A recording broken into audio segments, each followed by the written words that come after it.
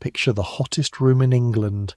Now fill it with smoke, the roar of 3 fires you could stand up inside, and 40 sweating men who are all terrified of the same small woman, a woman most of them will never once see. Add half an ox turning on an iron spit. A boy whose entire working life is turning it. A locked cupboard of spices worth more than the boy's home village.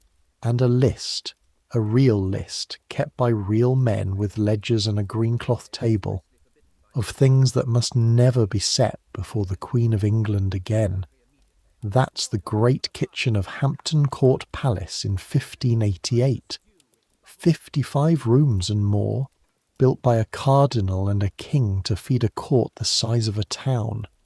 600 people fed at 2 sittings in the old king's day.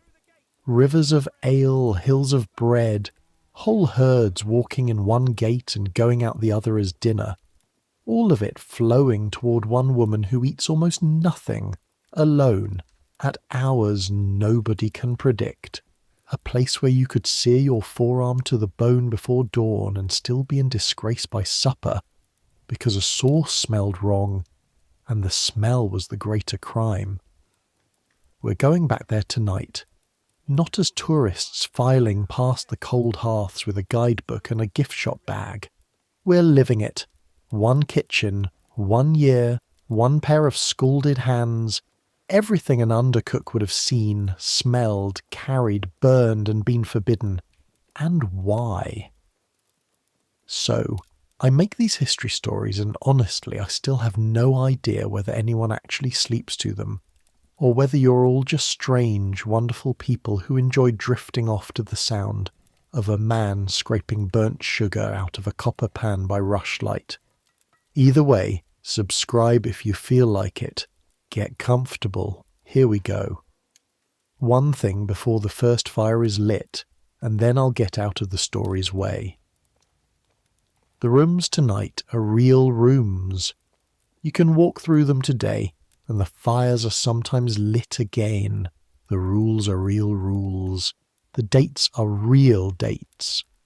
The Queen's tastes and the Queen's fears come from letters, household ordinances, account books, and the written words of people who stood in front of her while she lived. But the undercook whose hands you're about to wear is stitched together from hundreds of nameless men in those account books. Wages paid, livery issued, fines recorded, and never once a face. The eyes are borrowed. Everything they see is true. The fire comes first, before the bell, before light, before your own name. Some mornings you're on your knees on stone, and the stone is the only cold thing left in your life. Both hands are wrapped around the shaft of an iron rake taller than you are, and you're dragging it through the banked ash of the middle hearth, hunting for the heart of yesterday's fire. The ash whispers off the tines. Grey, grey, grey. Then a seam of orange opens up like something alive under a blanket, and heat rolls up into your face, and your eyes water, and you lean in anyway, because this is the whole of the law. The fire must be lit before the bell. You feed it. Dry birch twigs first, snapping between your fingers, then split billets of oak from the stack the woodyard boys built last night, each one landing with a soft thud and a spray of sparks that sting the backs of your hands and die on the wet stone. You bend low, cheek almost to the floor where a cook's cheek has bent every morning for 60 years, and you blow, long, steady from the belly, the way you were taught at 13, and the orange seam becomes a ribbon, the ribbon becomes a sheet, and then with a sound like a great sail filling, the fire stands up. Only now do the smells arrive, in layers, the way they always do. Cold mutton fat first, scraped and scrubbed but never truly gone, soaked into the very mortar of this room. Then wood smoke, sweet and sharp at once, curling along a ceiling so blackened that no man alive remembers its true colour. Then the flat green breath of the Thames, drifting in through the courtyard door with the last of the night, and underneath everything, closest of all, yourself, yesterday's sweat in a wool doublet, tallow, ash, and the ghost of onions on your fingers that 3 scrubbings with sand couldn't lift. Welcome to the great kitchen of Hampton Court Palace in the 30th year of Queen Elizabeth. It is the last black hour of a February night in the year of our Lord 1588, and you are already late, because in this kitchen everyone is always already late. Your name is Thomas Green. You're 19 years old, and you came here 6 years ago from Faversham in Kent, a brewing town on a creek off the Swale, where your father boils malt for a living and can tell the strength of a wort by rolling 1 drop between finger and thumb. You arrived with a spare shirt, a good knife with a handle of ash your father set himself, and a letter from a man who knew a man who served the clerk of the Queen's kitchen. That letter bought you a place at the Spitz, a turn brooch, a fire boy, the lowest rung of the lowest ladder in the royal household. 6 years of turning meat, hauling water, scouring copper, and keeping your mouth shut. And now you are an undercook of the boiling house, which means you have a straw pallet in a low room over the fish court instead of a bench by the fire. 8 pence a day on the books, your meat and drink found, and the right to be shouted at by a better class of man. Back home, everyone said the Queen's service would make you. They weren't wrong. They just never said what it would make you into. The bell goes at last, the kitchen bell, cracked and flat, nothing like the sweet chapel bells that will ring later for the household's prayers, and the darkness around you starts to move. Shapes peel themselves off the warm stone in the corners. The fire boys, the youngest children of the kitchen, who have no lodging at all and sleep where the heat is. You were one of them once. You know exactly which flagstone under the 3rd window holds its warmth till morning. Men in the palace above have a name for these soot-blackened children, and the grooms who share their station. They call them the Black Guard. Say it quickly, the way the ushers say it, and you can hear where the word is going to end up. 400 years from now, when it means a scoundrel, it starts here, tonight, meaning a boy with no bed. By the 2nd bell there are 40 souls moving in this one room, and the great kitchen is only one room of many. That's the thing nobody at home ever believes. And when I say a royal kitchen, I need you to understand what that means at Hampton Court. This isn't a hearth and a pot and a woman with a ladle. This is a town of cooking, the great kitchen with its 3 vast hearths, each fireplace taller than a man and wide enough to roast an ox in sections. The boiling house, where a copper big enough to bathe 3 men at once seethes over its own furnace. That copper is yours, your kingdom, your torment. The pastry house, with brick ovens sunk into the walls like the mouths of caves, where whole deer go in wearing coffins of rye paste. The flesh larder hung with carcasses on iron hooks. The fish larder cold and dripping. The spicery, the chaundry for the candles, the saucery for the mustards and the sharp green sauces, the scalding house where Fowler plunged and plucked, the scullery where a small fierce old woman rules over sand and ashes and every pot in the Queen's service. 55 rooms and more, 3 cellars, 2 courtyards that exist for nothing but kitchen traffic. 200 men and boys hold office down here when the court is full, and not one woman among the cooks, only in the scullery, only old Ellen and her crew, because that is how it has always been and always is the only law anyone needs down here. You take your place at the boiling house door as the woodyard boys come through with the morning's loads and you count billets with your breath steaming, and somewhere above you, up staircases you will never climb, along galleries you will never see, the Queen of England is asleep. Or perhaps she isn't. That's the trouble with her. That has always been the trouble with her, and it is the first thing you must understand about this year of your life. Everything in this town of fire and copper turns on the appetite of one woman, and the woman has almost none. Master Wat Harris is already at the boiling house when you get there, which is impossible, because you rose before the bell, and it doesn't matter, because Master Wat has been rising before other men's bells for 40 years, and intends to die doing it.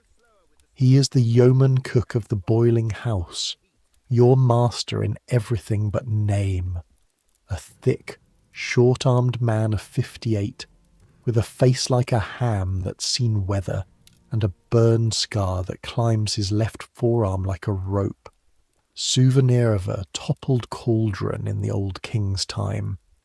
His hands are the surprise, small, quick, almost dainty.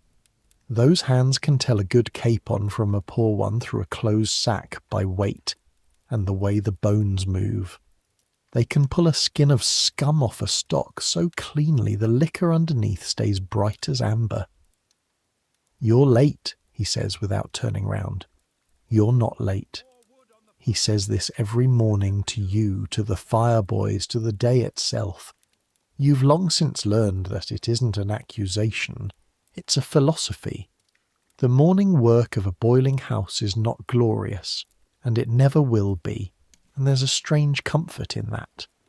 Glory is upstairs. Down here there is the copper to fill, 40 buckets carried from the kitchen conduit, because Hampton Court, unlike almost anywhere else in England, has sweet water brought 3 miles in lead pipes from the springs at Coombe Hill, under fields and under the very bed of the Thames, and the kitchen taps run clear where the rest of the country drinks from rivers that are also sewers. You've stopped telling people at home about the pipes. They think you're lying. Then there are the great joints to set seething for the household's dinner. Beef. Always beef. The safe bulk of England. And the stockwork. And the salt fish already soaking in its long troughs, because it is February, and February means one thing in every kitchen in this kingdom, and in this kitchen more than any. Lent is coming. But before any of that, breakfast. Not cooking it, having it. Every soul in the Queen's service, from the Lord Chamberlain down to the boy who scares crows out of the kitchen court, has a rite called the bouche of court. Bread, ale or beer, sometimes a candle end and firewood according to rank. And yours arrives as it does every morning, a loaf of cheat bread, the honest brownish household loaf a step below the fine white manchet the lords are given, and a leather jack of small beer. You eat standing at the boiling house door, tearing the loaf with fingers already grey from ash, watching the light come up the colour of pewter over the fish court. Small beer. Hold that phrase a moment, because this entire year of your life is going to turn on it, and because you already know more about it than almost any man in this palace. Small beer is the second and third running of the mash, the same malt that gave its heart to strong ale, rinsed again, brewed weak. A drink with barely enough strength to keep itself sound for a week, safe for children, safe for invalids, safe to drink all day in quantities that would lay you flat if it were ale. You grew up inside the smell of it. Your father's brewhouse in Faversham made small beer for half the town, and his rule was carved into you before you could write. The strength must suit the drinker, not flatter the brewer. 400 years from now, people will still say small beer when they mean a thing of no importance. Down here, in 1588, it is one of the most important liquids in England. You'll see why by summer. Nick Pole arrives with the fish cart from the river stairs while you're still chewing, walking backwards through the doorway and hauling the cart's tongue, shouting at somebody behind him in the cheerful, filthy dialect of the Southwark riverside. Nick is 20, a waterman's son, black-haired, quick, with the kind of face that looks like it's about to laugh even when it's frightened, which you happen to know is often. He came up the same ladder you did 2 years ahead of you, and shares the low room over the fish court with you and 2 others. He knows everything, not deep things. Nick couldn't tell you what the Privy Council debated this morning, but everything that actually matters. Which purveyor waters his cream, which usher can be talked round, which door is left unbarred, what was said in the pantry an hour ago, and by whom, and in what tone. Salt ling, he announces, slapping the top board of the cart. Salt ling, salt cod, 4 barrels of white herring, and the clerk's man counting every one like they were pearls. It begins, Thomas, the reign of fish, 60 days of it. He leans close, dropping his voice into your ear, and Cratch was at the river stairs, watching the barrels come off, writing. Writing what? Numbers, Nick shrugs, but the laugh has gone out of his face. Man stands in the cold before dawn to write down numbers about other men's fish. He's not doing it for love. You'll come back to Simon Cratch. Everyone always does, the way a tongue comes back to a broken tooth. Understand where you are first. Understand the shape of the machine you're standing in, because the machine is the story. Above you, in the palace proper, the court. Perhaps 1,000 souls when the Queen keeps her state here. Lords, ladies, officers, guards, grooms, chaplains, musicians, and the endless in-between people whose whole employment is carrying things from one important man to another. All of them must eat, twice a day, by strict allowance according to rank, and every crumb of it is accounted. The counting is done by the board of green cloth. Real men at a real table covered in real green cloth, sitting in the counting house near the kitchen gate, and from that scrap of furniture their whole jurisdiction takes its name. They audit every carcass, every barrel, every faggot of wood. They can fine you, dock you, dismiss you, or, in the old phrase that still makes the fireboys go quiet, see you punished at the porter's lodge.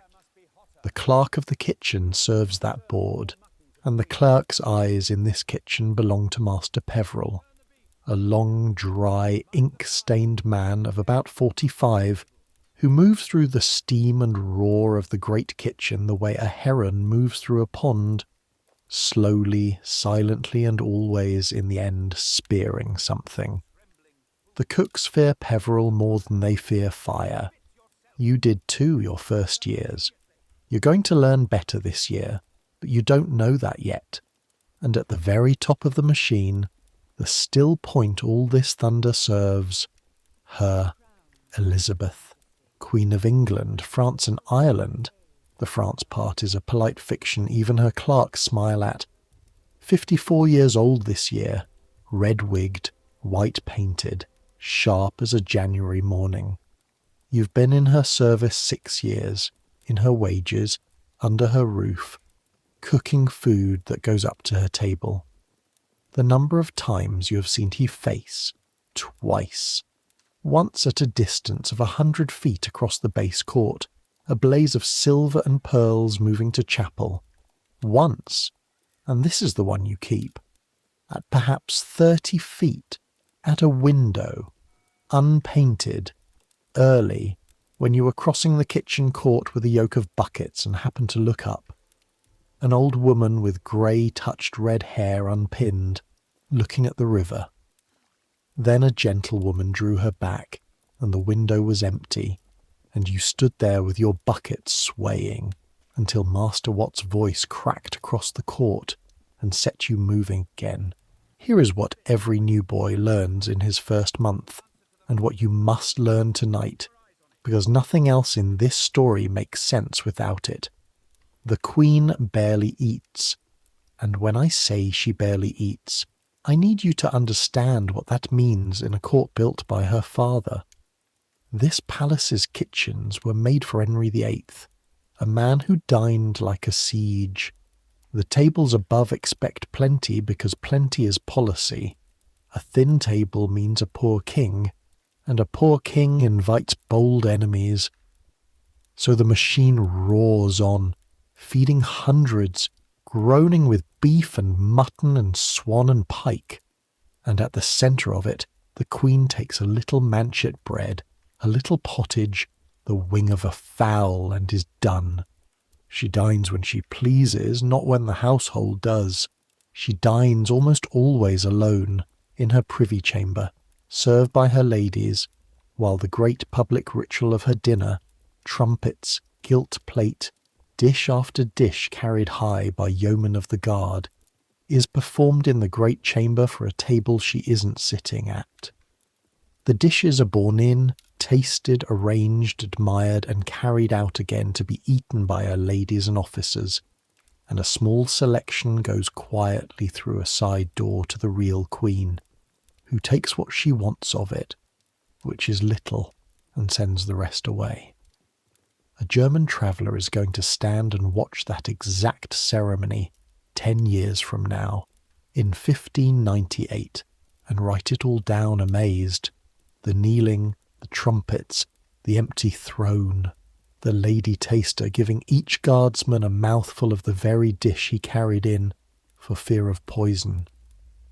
You should remember his name, because he'll come back at the end of this story with something crueler in his notebook. Paul Hentzner. For the kitchen, the Queen's small appetite is not a mercy. It is a torment with no flaw. Because she eats little, and at no fixed hour everything must be ready always.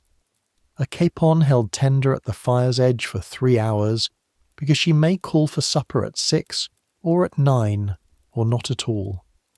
Broths remade twice because they've sat too long to be offered.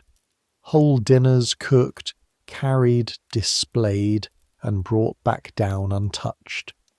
You have seen Master Watt stand at the hatch, watching a perfect dish come back cold, and say nothing, and go and begin the same dish again for tomorrow with the patience of a man laying bricks in a wall that is being taken down behind him. The Queen eats little, he told you once, your first winter, when you were 13 and stupid enough to ask why they bothered. But the court eats always.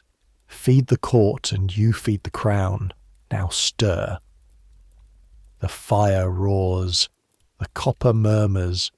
The saltling stares up out of its trough with one flat silver eye. Late February 1588, and upstairs the clerks are already writing letters about Spain. Every kitchen has its commandments. Most are spoken once and forgotten. But in the Queen's kitchen there is a harder kind of rule, the kind that begins with a disaster and ends with the words, never again. And this year you're going to learn every one of them, some of them the hard way. They are not written on any single sheet. Some live in the household ordinances, in the clerk's ledgers, in letters carried ahead of the court by sweating riders.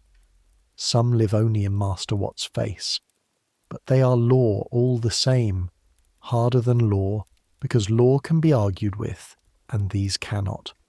I will always tell you which is which rule stands on paper you could still read today, and which stands on nothing but the certain knowledge, shared by every cook who ever served her, of what the Queen would not endure twice. You learn your first one before Lent even arrives, and you learn it with your own hands, which is the only way anything is ever truly learned down here. It happens on a grey Thursday. You're making a sauce for the lower tables, a green sauce sharp with vinegar, the kind that makes salt beef taste like a decision instead of a punishment. And because you are 19, and because your mother made it this way, and because there is a plait of garlic hanging in the dry larder doing nobody any good, you crush 2 cloves into the mortar along with the herbs. It is good sauce. It is, honestly, a better sauce with the garlic than without. You are proud of it for slightly under 1 hour. Master Watt crosses the boiling house, lifts the cloth from your basin and goes still. He doesn't taste it. He doesn't need to. His nostrils move once, the way a dog's do, and then he looks at you, and the look is not anger. Anger you could survive. The look is something close to grief. Whose is this? Mine, master, for the long tables, not for... You stop, because the words "not for the Queen's side" are already dying in your mouth, and he lets you watch them die. Come here. He walks you out of the boiling house, across the passage, to the foot of the stair where the serving place opens toward the hatch. The frontier, the last point in the whole palace where kitchen becomes court. And he stands you where you can see the ushers moving above in their black and their chains. He keeps his voice low. Down here, low voices are for the important things. It's the trivial ones men shout. Nothing that has looked at garlic, he says, goes up that stair. Not to her table, not to the tables near her table, not into the dishes her ladies carry, because her ladies lean over her chair, not into the mouths of the grooms of her chamber, if they can help it, and God knows they've been told. She has a nose, boy.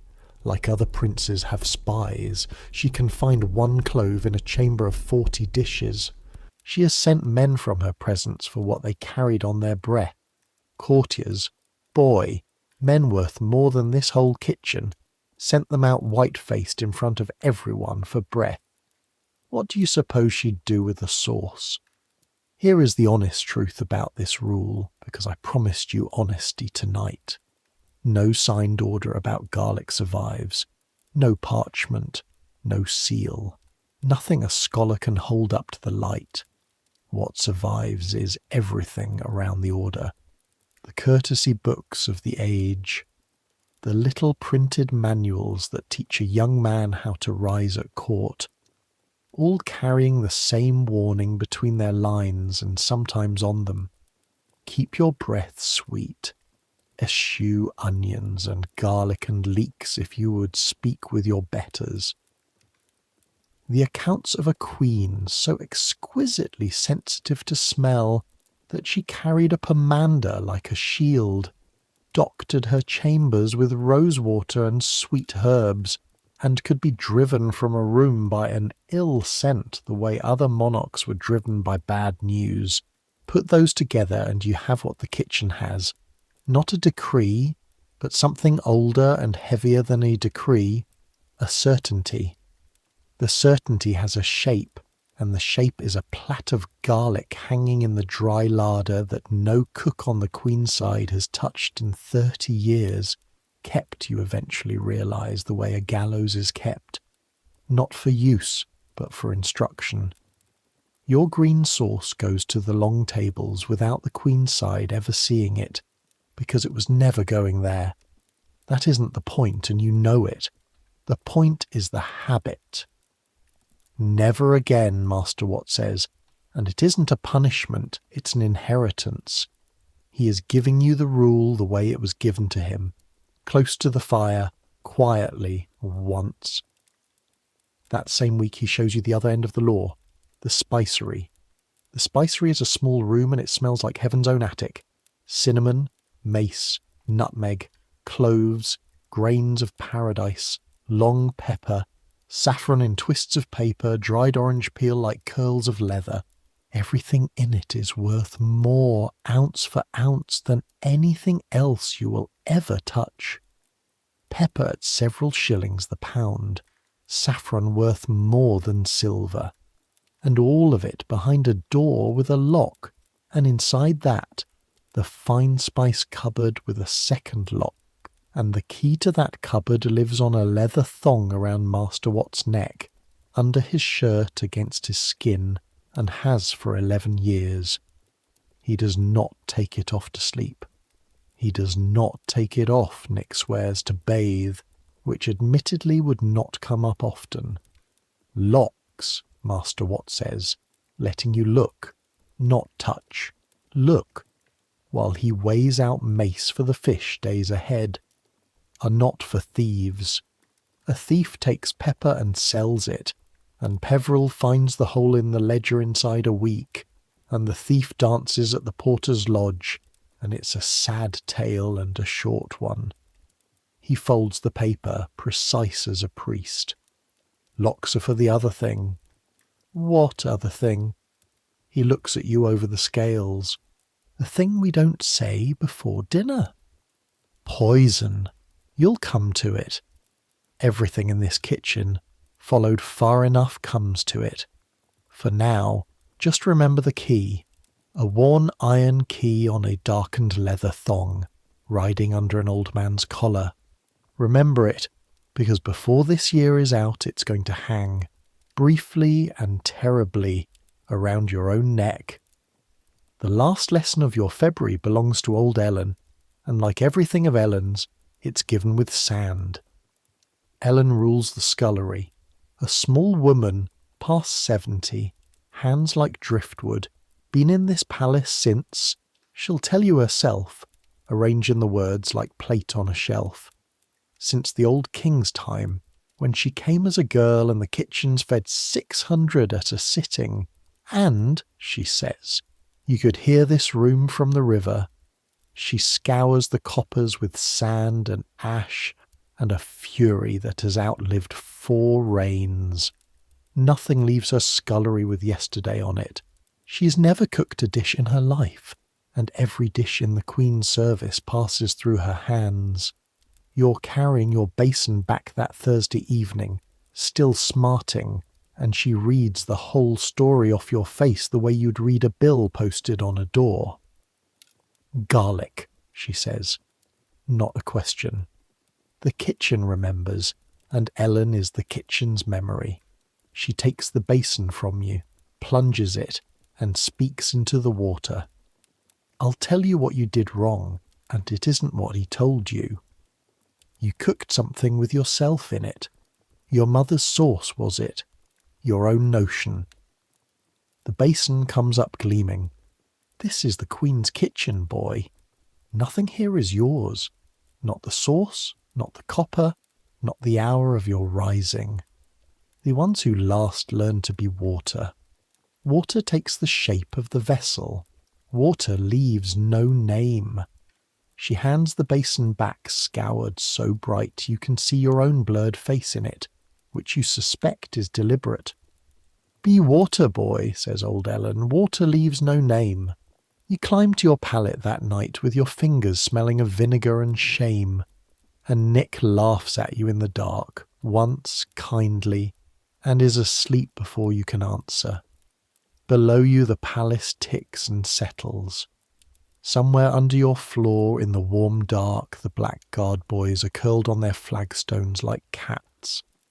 Somewhere above, behind a triple guard and a locked door, is an old woman who can smell a clove of garlic through 40 dishes, who eats like a bird and rules like a lion, and who is, though none of you down here knows it yet, 17 weeks away from the most dangerous summer England has faced in 500 years. The fire must be lit before the bell. That's tomorrow. It's always tomorrow. But this is a story about rules, and in the morning, the greatest rule of them all arrives. The one written not in any man's temper, but in the law of the realm and the calendar of God alike.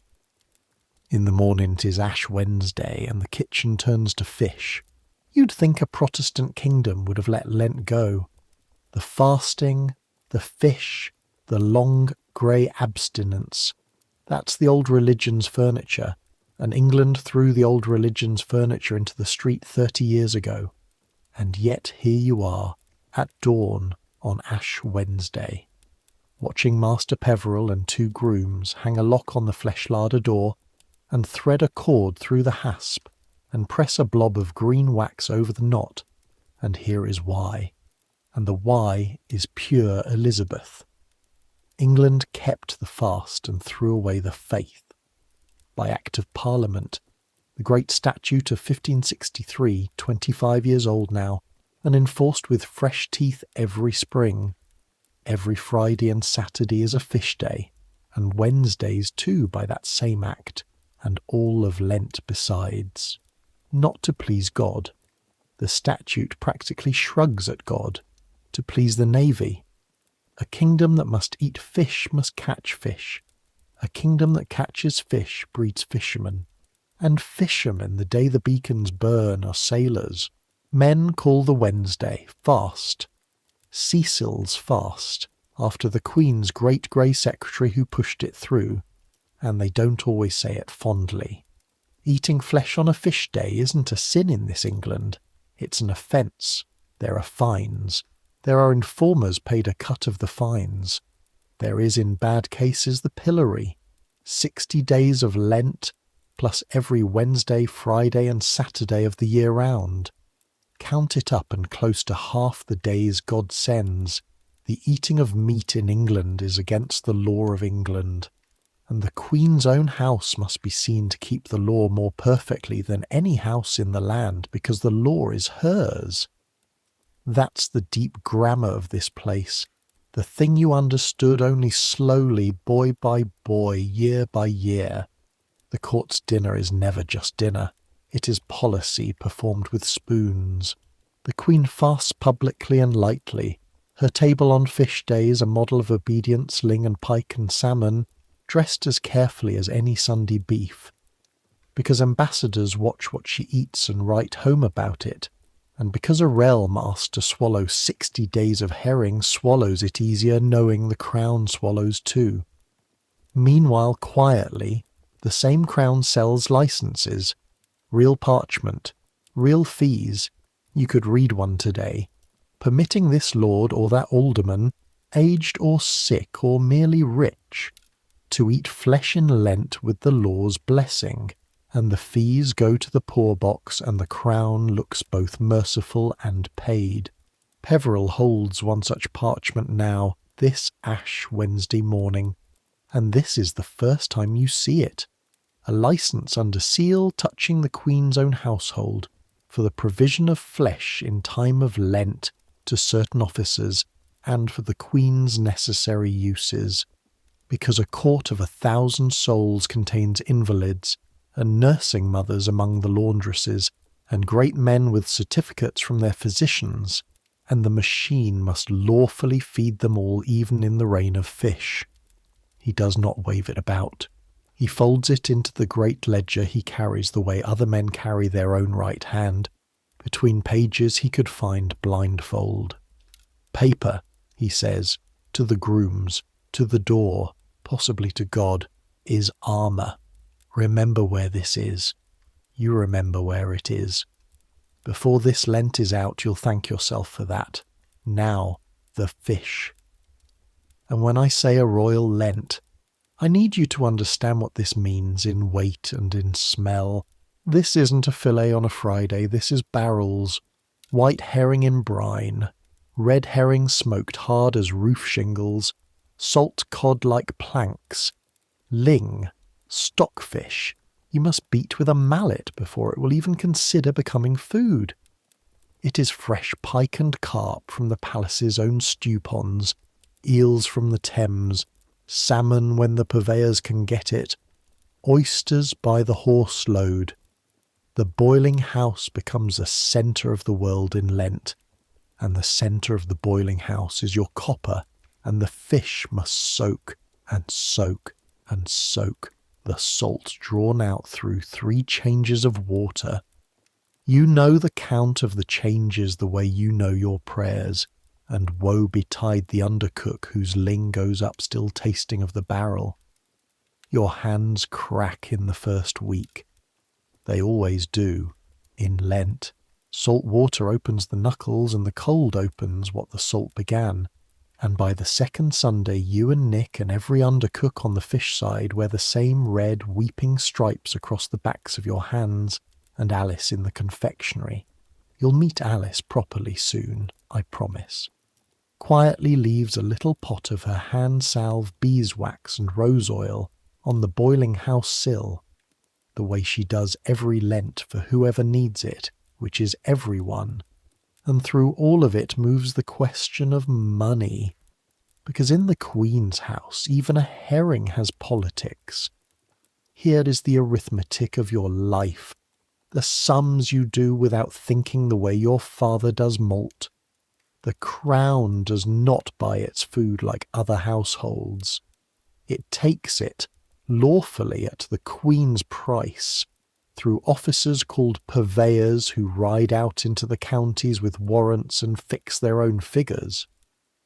The Queen's price for a fat capon might be 8p, when the market in Kingston is asking 14, her price for a stone of beef, for a barrel of herring, for hay, for the very carts that carry it, always below the market, sometimes cruelly below, and the seller's choice is to take the money or discuss the matter with the board of green cloth, which no seller in his senses does.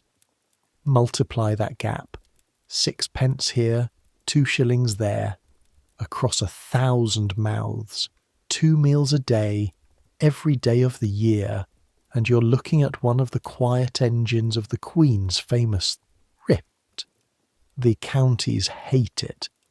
Parliament grumbles about it in language that stops just short of treason, and sometimes doesn't stop at all. You have stood at the kitchen gate and watched a Surrey fishmonger take the Queen's price for 3 horse loads of oysters, with his jaw set like a man having a tooth drawn. And you have thought, not for the first time, half the anger in England walks in through this gate, and we cook it.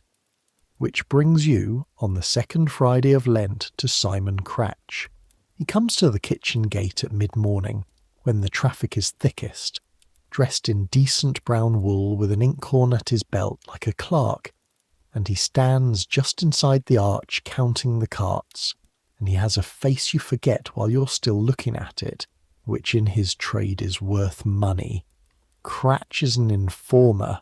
It's a lawful living, even a respectable one if you squint. The Fish Day statutes are enforced by common informers who bring offenders before the justices and keep a share of the fine. In the town of Kingston, across the river, Cratch is the terror of every cook shop and every butcher's widow. A tavern keeper who serves a traveller a mutton pie on a Friday can be poorer by 40 shillings before the month is out, and Cratch the richer by his cut, all signed, all sealed, all perfectly legal. But the Queen's household is outside his reach. The court is governed by its own board, its own law, and a hungry man outside a full larder is a dangerous neighbour. What Cratch wants, Nick has heard in 3 different taverns, is the thing no informer has ever had. A case touching the court's own suppliers. A purveyor moving flesh in Lent without the licence. A carter whose load doesn't match his warrant. Anything with the smell of the palace on it, because a fine wrung out of the Queen's own machinery would make his name from here to Westminster. He can't touch us, Nick says, watching him from the shadow of the gate. Nick's voice does a thing you've never heard it do before. It tries to convince itself. Then why are you whispering, you ask? Nick doesn't answer, and you notice, because 6 years in this place have taught you to notice, that his hand, as he says it, moves very slightly toward his apron pocket. You know what's in the pocket. Half the kitchen knows. It is Lent. Nick Pole works 12 hours a day in the smell of fish, and Nick Pole has a mutton bone from the licensed larder wrapped in a cloth, with meat still on it, saved from the officer's allowed table by a friend who owes him, to be gnawed tonight in the dark over the fish court like a fox in a hen yard.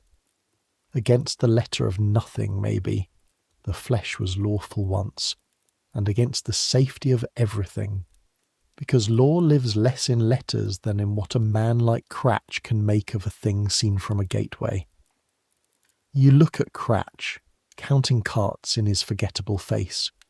You look at Nick, whistling now, too easily, at nothing. 60 days of Lent. It's a long season, Lent, in the reign of fish. Long enough for a small bone to become a large matter. You go back to your copper. The ling turns in the grey water like something dreaming. And that night, for the first time but not the last, you lie on your pallet doing a new kind of arithmetic in the dark. The price of a fine against the price of a friend. Mid-Lent, Master Watt sends you down to the river stairs to meet the salmon boat, and this errand, this one errand done 100 times, is the only time your working life ever shows you the palace whole. So take it slowly this morning, the way you always do, whatever the salmon thinks. From the kitchen court you go out under the arch, along the service lane, and down to the water, and then you turn, because you always turn, and there it is behind you, Hampton Court, red as a banked fire in the March light. Brick. That's the first thing that catches every country eye, yours included, 6 years on. Not stone, like a castle or a church, but brick more than any man can count, laid in patterns, twisted into chimneys of which there are so many the boys make wagers on the tally, each chimney stack carved and spiralled differently, like a forest where every tree is a different tree. Cardinal Wolsey began it, the butcher's son from Ipswich who rose to rule England for its king and built himself a house greater than his king's, and learned too late that this is not a thing you may do.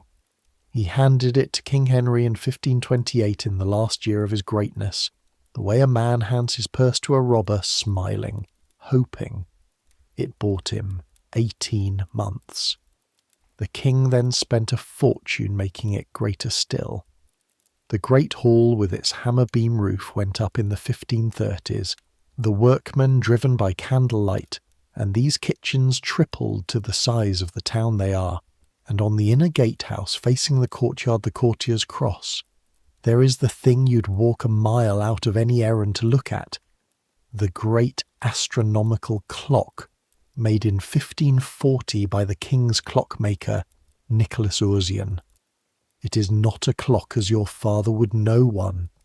It is a machine of heaven, dials within dials, blue and gold, the hour, the month, the day, the signs of the zodiac, the age of the moon, and on one ring, a thing so purely, perfectly English that it tells you everything about this palace in a single circle of brass, the time of high water at London Bridge. Because the court moves by river, and the river moves by the moon, and a barge that misses its tide at the bridge is a barge full of very important, very wet, very angry people. The sun turns around the earth on that clock, by the way. Everyone knows the sun turns around the earth. There's a canon in Poland, dead these 40 years, who wrote otherwise, but the clock isn't listening, and neither is anybody else yet. You believe the clock the way you believe the bell. The whole palace does. Upstairs they live by its heavens. Downstairs you live by its plain iron hour. Same machine, different floors. That, if you want it in one object, is the entire architecture of your world. The salmon boat comes in on the flood tide. The clock naturally was right. And the fish come up the stairs in wet baskets, silver and enormous and worth more per pound in Lent than good mutton ever is out of it, and for a moment, hefting the first basket, you stand with the river smell around you, and the whole red palace above you, and permit yourself the thought you permit yourself about once a season. Your grandfather boiled malt in a shed on a Kentish creek, and you are carrying salmon into the house of the Queen of England. Then the basket's weight settles into your cracked hands like a sermon, and the thought does what such thoughts do down here. It goes back to work. It's in Lent too, because Lent is the sugar season, the season of making ahead, that you truly come to know Goodwife Alice Mountford, and through her the second great never of this story, though it will take you until Christmas to understand what you're looking at. Alice rules the confectionery, a warm, dry, sweet-aired room off the pastry house, as different from your boiling house as a chapel from a smithy. She's a widow of about 55, broad, deliberate, dressed always in grey wool with sleeves pinned back from forearms as strong as any cook's. And she is one of the only women in this palace with a craft office of her own, which tells you exactly how good she is, because the men would never have suffered it otherwise. Her late husband was a comfit maker in London, and his masterpiece hangs in a linen bag from a nail above her workbench, a carved wooden print, a mould the size of a trencher, bearing a phoenix rising out of flames, every feather cut clean. The phoenix is one of the Queen's own badges, the bird that burns and returns, singular, self-renewed. Alice has never once used it. Not yet, is all she'll say when the bag is asked about. Some things you spend once. Remember the phoenix. It's sleeping, not dead. What Alice makes, hour by patient hour, is sweetness. And sweetness at this court is not food, it is language. March Pain, almonds and sugar pounded to a paste, pressed, dried, gilded, made into castles and chessboards and beasts. Comfits, caraway seeds or aniseed tumbled in a copper basin over gentle heat while syrup is ladled on, layer upon layer upon layer, days of turning, until each seed wears a smooth pearl shell. The word comes from the French confire, to preserve, and 400 years from now the same idea will be rattling in paper bags at fairs as confetti, sugar almonds thrown at weddings, and then just the paper imitation of them thrown at everything. Candied violets and rose petals, each flower dipped one by one. Suckets of orange peel, quince paste in wooden boxes, sugar plate, pure sugar worked like clay into cups and playing cards you can eat.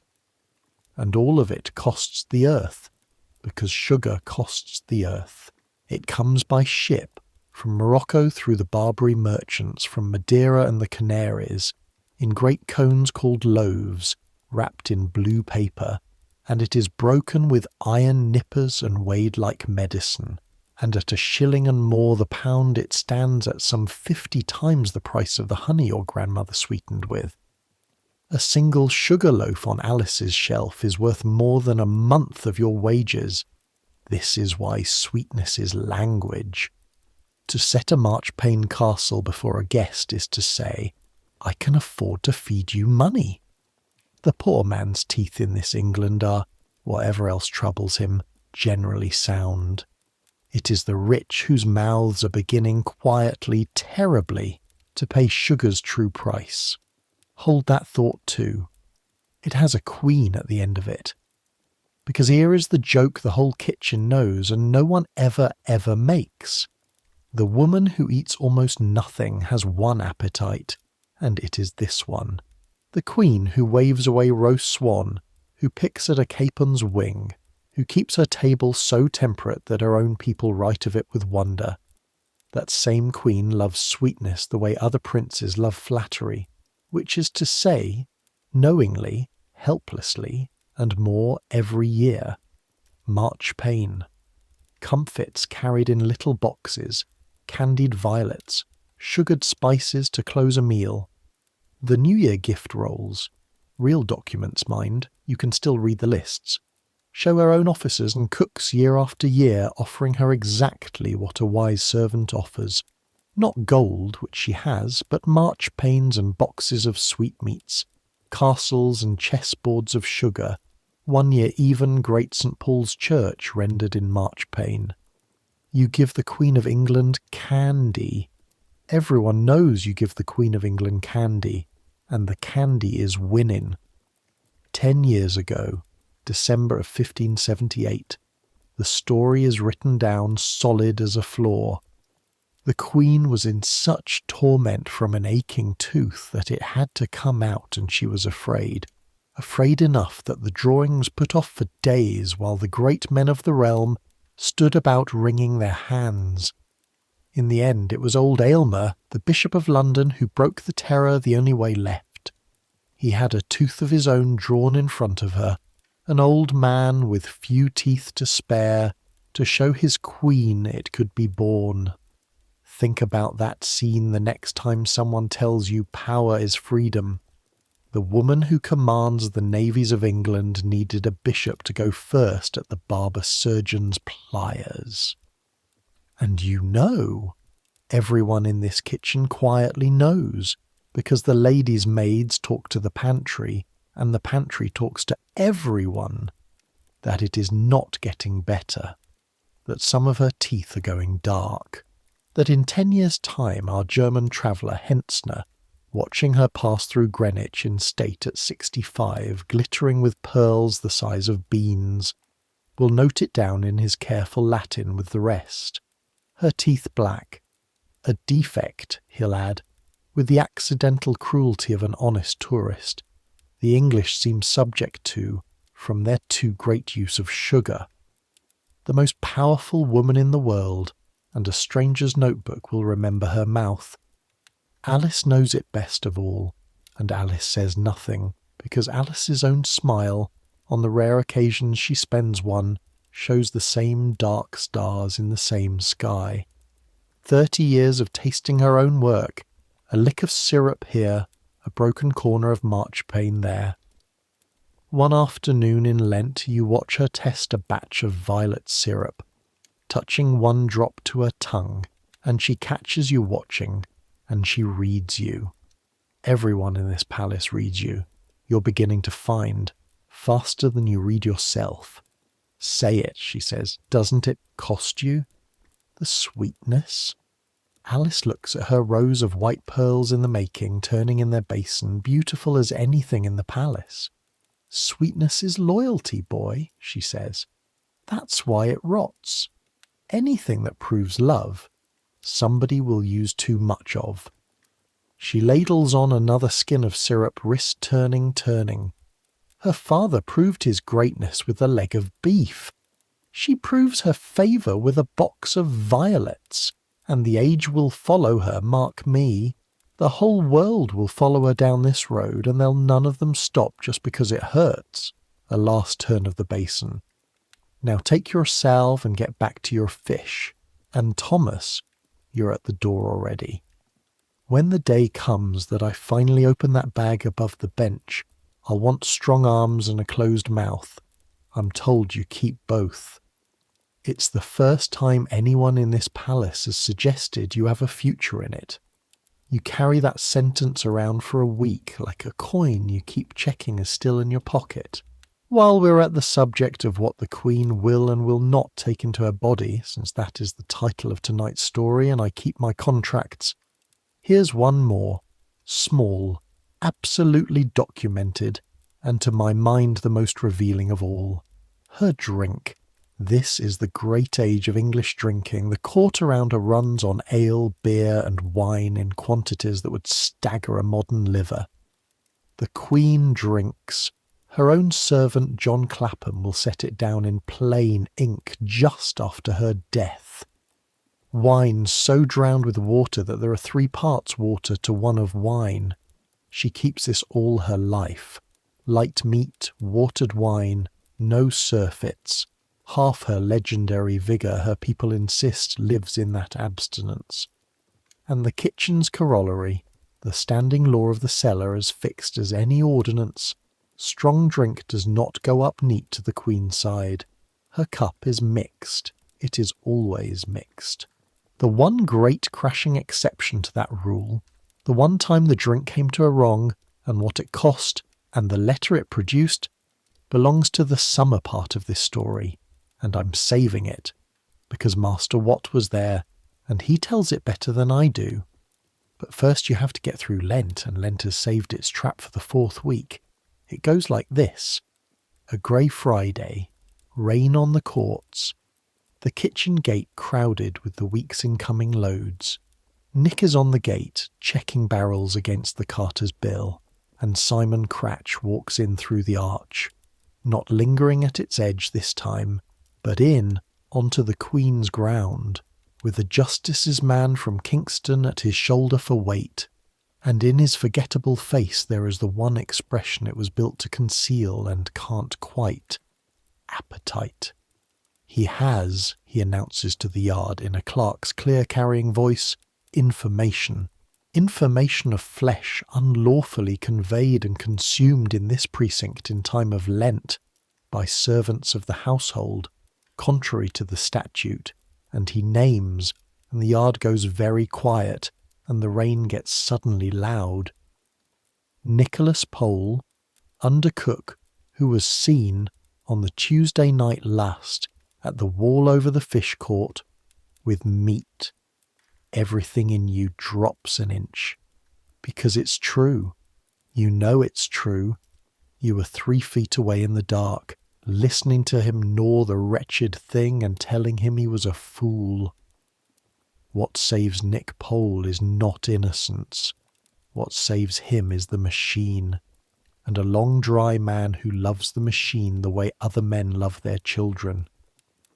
Master Peveril comes down the yard with the ledger under his arm, unhurried, heron slow, and asks Cratch to repeat himself, which Cratch fatally enjoys doing. And then Peveril opens the ledger. Not fast. Nothing Peveril does is fast. He finds the page with 2 fingers, turns the book with the parchment sewn between its leaves, and holds it up under the arch out of the rain. The licence. Flesh, lawfully provided in time of Lent, under seal for the necessary uses of the Queen's household, and there beneath it in Peveril's own iron column hand, the allowed table of the officers for Tuesday last, the joint entered, weighed, issued, and, he lets the silence do this part, accounted to the last bone. If a servant of the kitchen carried a lawful bone from a lawful table to a wall, and there ate it, says Peveril, in the tone of a man reading out weather, then the statute Master Cratch is waving has precisely nothing to say about it. The household's diet is the household's law, tried before the board of green cloth and no other bench in England, and the board will be fascinated. He turns his long head, and this is the only moment his voice drops below freezing. Fascinated to learn that a common informer entered the Queen's verge to lay hands on the Queen's servants over the Queen's own licensed provision. Would Master Cratch care to have that heard? Master Peveril can arrange for it to be heard. Cratch's face performs a small, terrible calculation and pays out. He bows. To Peveril, to the arch, approximately to the palace, and goes, and the Justice's man goes with him, already walking slightly faster than his employer, the way men do when they've decided to have been somewhere else all along. The yard breathes. Nick has gone the colour of scoured pewter. Peveril closes the ledger on its parchment armour and looks at Nick for a long, long moment. The book saved you, he says at last. The book does not love you. Do you follow me, Master Pole? Next Tuesday there may be a bone that is not in the book, and a book cannot be embarrassed. It will speak against you exactly as calmly as it spoke for you. He tucks the ledger under his arm and moves off through the rain, and pauses, and half turns. Paper is armour, he says, to both of you, to the yard, to the rain. Wear it, or don't complain of the arrows. That night on your pallets, Nick is silent for the length of an entire eve, which for Nick is a fortnight. I'm done with bones, he says finally into the dark. You're done with bones, you agree. A man of fish, Thomas. From this day, a creature entirely of the sea. A pause, and the old grin climbs back into his voice like light coming up. Till Easter, anyway. Easter comes at last the way spring floods come. Slowly, then all at once. The larder seals are broken with more ceremony than some shrines get. The first flesh dinner out of Lent smells so dense, so golden, that men stand in the kitchen doorways just to breathe it. And the world upstairs turns with the season too. The couriers ride oftener, the clerks burn more candles, and the word Spain, which in February was weather on the horizon, is now simply the horizon. In the yards they're saying the King of Spain's fleet is real, provisioned, uncountable. 130 ships, some say, and say it lower each time. You are 19, your hands are healing from the salt. The plum trees in the palace orchards are white as marchpane, and England, though it is doing its very best not to look like it, is bracing. Never again serve her strong drink unwatered. Never again garlic on the Queen's side. Never, on pain of statute, flesh out of season without paper to armour it. The list is growing, and you could still, at May Day, recite it with a certain apprentice pride, as though the rules were the whole of the matter, as though the rules were about food. Summer is going to teach you what the rules are about. The rules are about fear. It begins, as the largest things often do, with something small, a pie at the wrong door. A May morning, warm, the kitchen courts loud with the first true traffic of the season. A carrier comes to the outer gate with a hamper, very fine, lavender tucked round the cloth, and in the hamper a great raised pie, gilded, glorious, with a letter attached in a beautiful hand. A gift, for a gentlewoman of the Queen's privy chamber, from an admirer unnamed. The porter does not take it to the gentlewoman. The porter does not even let it across the threshold. He sends for an officer, and the officer who comes down is Master Dunn. You know Master Dunn by now the way you know the weather vane, by looking up. He is a gentleman usher of the chamber, one of the black-clad, chained, unsmiling men who rule the frontier where your world ends. Perhaps 50, straight as a spit, with a voice that has never once needed raising, and a face that gives away exactly as much as the gatehouse wall. It is Dunn, most days, who stands at the serving place when the Queen's diet goes up.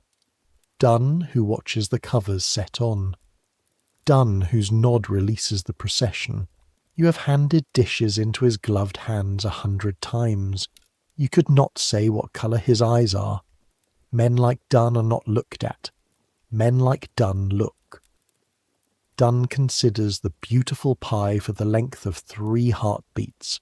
Then he says, burn it, not open it, not examine it, not find the sender. Burn it, hamper, lavender, letter and all, in the yard furnace, while the carrier stands gaping and the porter takes down his name. And what shocks you, watching from the wood stack, is that nobody around you is shocked. The fireboys barely glance up. This is simply the rule, the deepest never of them all, so old and so absolute that it isn't even spoken as a rule anymore, merely performed, like gravity. Nothing reaches the Queen's table, nothing reaches anywhere near the Queen's table, that was not made by her own sworn people, in her own locked rooms, under her own officers' eyes. No gifts of food from strangers, no dish from a well-wisher, not from a lord unvouched, not from a town untasted, not from an angel of God, thank you, unless the angel holds household office. The most generous impulse in the world stops at that gate and goes into the furnace, because generosity is exactly what murder would wear. This is what I meant when I said the rules are about fear, and it is time you understood the fear properly, because you cannot understand her kitchen without it. Elizabeth has been the target of her age, excommunicated by the Pope, who has let it be known that removing her would be no sin, plotted against, on paper and in earnest, Ridolfi, Throckmorton, and then, 2 years ago, the one whose name still drops the temperature of any room at this court, Babington, the letters in the beer barrels, the gallows at St. Giles Fields, September of 1586, and what was done on them, which was so terrible that the crowd itself, a London crowd, mind, connoisseurs of the scaffold, sickened, and the Queen ordered the second day's executions done more mercifully. And then the thing that followed from it, the thing nobody in this household will discuss above a murmur, the 8th of February 1587 at Fotheringhay, when the axe came down on a Queen of Scotland, and anointed Queen, cousin to your own, and every crowned head in Europe drew one long breath. The Spanish fleet gathering this very spring is in part that breath being let out. So, poison. It is the courtier's nightmare and the cook's inheritance. Whether any poisoner ever came close, historians will argue about it for 4 centuries, and I'll be honest with you as promised. Documented attempts on her food are vanishingly hard to find. But documented fear, that's everywhere. It's built into the architecture. It is the reason the spicery has 2 locks, and Master Wat sleeps in a leather thong. It is the reason the Queen's privy kitchen, a separate, smaller kitchen, hers alone, where her actual diet is dressed by a handful of the most sworn, longest-served cooks in the household, is entered by fewer men than enter the council chamber. It is the reason for the ceremony you have watched from below 100 times, and will now, this summer, finally see whole. Because in June, and this is how the household tells you that you are cautiously becoming somebody, Master Wat puts your name to the clerk, and you are sworn. Nothing grand, an oath, a fee entered, your hand on a book in the counting-house with Peveril watching like a heron at a pond's edge. But it means you may now carry the Queen's own dishes as far as the serving place, into the sight of the ushers, and stand there holding while the ceremony is done. And the first time you do it, a June evening, a simple boiled capon in a silver dish, because the Queen's actual supper is almost always simpler than the legend of her table, you finally watch, from 3 feet away, the assay. They call it taking the say. It is old, older than this palace, older than the language it's spoken in, and it goes like this. At the serving place, before the dish moves 1 further inch toward the Queen, it is uncovered before the officers. Bread is ready. The assay loaf.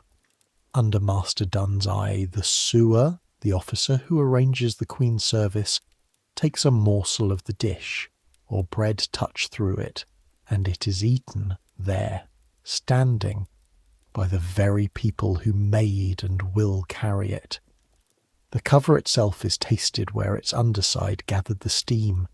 Then the cover goes back on, and from that instant the dish is sealed by ceremony as if by wax.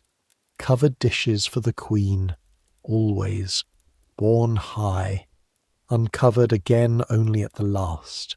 Every hand that could reach it belongs to someone who has already put a piece of it into his own mouth. The chain of tasting runs unbroken from your copper to her chamber door, where, as Hentzner will one day see and write, her yeomen bring in the dishes and a lady of the chamber gives each guardsman a mouthful of what he carried, The last link in a chain of bodies volunteered meal after meal, day after day for 30 years. You hold your silver dish. Dunn's glove takes the morsel. And it is the strangest sensation of your working life. The capon you boiled an hour ago has become a matter of state.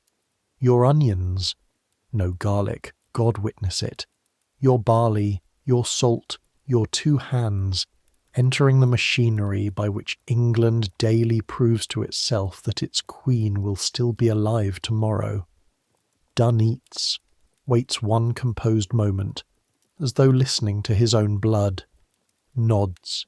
The dish ascends. You never see it again. She will take a wing of it, perhaps alone, reading, and the rest will feed a gentlewoman's supper, and tomorrow you will do it all again. And that circle, that unnoticed daily liturgy, is the truest answer anyone can give to the question in the title of this story. What were her cooks ordered never to serve again? Anything unwatched, anything unsworn, anything with the stranger's breath on it. The disasters this rule remembers mostly never happened, and never happening was the entire point, purchased fresh every single dinner time. As you turn to go back down that first evening, Master Dunn does something without precedent in your 6 years. He speaks to you. "Boiling house?" he asks. "Yes, master, under Master Harris." The gunmetal face admits nothing, but something moves behind it, the way a fish moves under ice. "Harris held my dish when I was sworn to this post," he says. "Tell him his capon is the same as it was." A pause precisely 1 heartbeat long. "That is a compliment in this house of the highest kind possible. The same. 20 years, and the same." And he turns back to his frontier, and you go down your stair, and when you deliver the message, Master Watt says nothing at all. But that evening he doesn't tell you you're late, and the omission rings in the boiling house like a bell. The same. 20 years, and the same. You lie on your pallet that night turning the words over. Upstairs they hunger for novelty, new fashions, new favourites, new worlds on new maps. Down here the highest praise a man can earn is to be indistinguishable from his own past. "Be water," Ellen said. "Water leaves no name. You're starting to see it now. The entire kitchen is built to leave no name, no taste of any single hand, no surprise. Because in this house, at that table, a surprise and an assassin come through the same door. You're 3 weeks from the Beacon fires. Sleep while you can, undercook. The machine is about to be asked the only question it exists to answer. But first, the beer story. I promised it for summer, and it's summer, and it matters now for reasons that are about to become very practical indeed.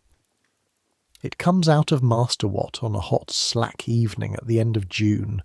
The copper banked, the day's dishes gone up and come down. The boiling house for once quiet enough to hear the martins under the eaves. Somebody, Nick, of course it's Nick, has been retailing yard gossip about whether the court will go on progress this summer at all, with the seas the way they are. And Master Watt, mending the binding on a ladle with wax thread, says, to no one in particular, I went on the great one, 1575. And the boiling house arranges itself around him like iron filings around a lodestone, because everyone knows what 1575 means. A royal progress, you must understand, is the palace turned into a caravan. Every summer or near it, the Queen goes out to be seen, through Surrey, Hampshire, the Shires, sleeping in her nobles' houses, dining through their fortunes, showing herself to her people at a walking pace. And the household goes with her. The plate, the hangings, the beds, the clerks, and the kitchen. Your whole world packed onto carts, between 200 and 300 carts by the reckonings that survive, drawn by horses in their many hundreds, a slow brown river of baggage groaning down the summer lanes at 10 or 12 miles a day. The kitchen advances like an army's van, harbingers and officers riding ahead to every stop, commandeering bakehouses and brewhouses, sweetening larders, digging roasting pits at houses too small for their honour. You have never been on Progress. This summer, for reasons you can already smell on the wind, nobody may be going far. But Master Wat went on the Progress. The legend of 1575, when the court rode to Kenilworth in Warwickshire, to the Earl of Leicester, the Queen's own Robert Dudley, for 19 days that beggared even him. Fireworks that crack the sky open, an Italian tumbler folding himself like a letter, a floating island on the mere with a lady of the lake speaking verses. The great castle clock stopped for the whole visit. Stopped, mark you, time itself declared suspended while the Queen was in the house. Master Wat was there, a cook of 35 in the smoke of the temporary kitchens, boiling for a small town of guests while the sky rained gold. But that is not the story he tells tonight. The story he tells tonight is the road home, and it starts with him getting up, going to his coffer, the little iron-bound box where he keeps his second shirt and his testament and his indentures, and coming back with a paper, old, folded, soft as cloth at the creases, copied in a clerk's hand. He does not let anyone touch it. He holds it to the rushlight and reads out one line, the way other men quote scripture. There is not one drop of good drink for her here. We were fain to send to London and Kenilworth and divers other places where ale was. Her own here was so strong as there was no man able to drink it. The paper is a copy, the copy the kitchen officers had made for themselves, and passed down since, hand to hand, a relic and a warning, of a letter written that summer of 1575 on the road, at Grafton, from the Earl of Leicester himself to Lord Burghley. Because here is what happened, and it is on paper for all time, and it is the single finest never-again story this kitchen owns. The court came to Grafton on a burning July day, the Queen hot and thirsty from the road. She called for her drink, her ale, and remember her rule, remember the 3 parts of water, remember that the strongest thing this woman willingly drinks would strike a carter as charity. What was set before her at Grafton was the local brew, made proud and strong in her honour, because what country brewer, God love him, would dare offer weak beer to the Queen of England?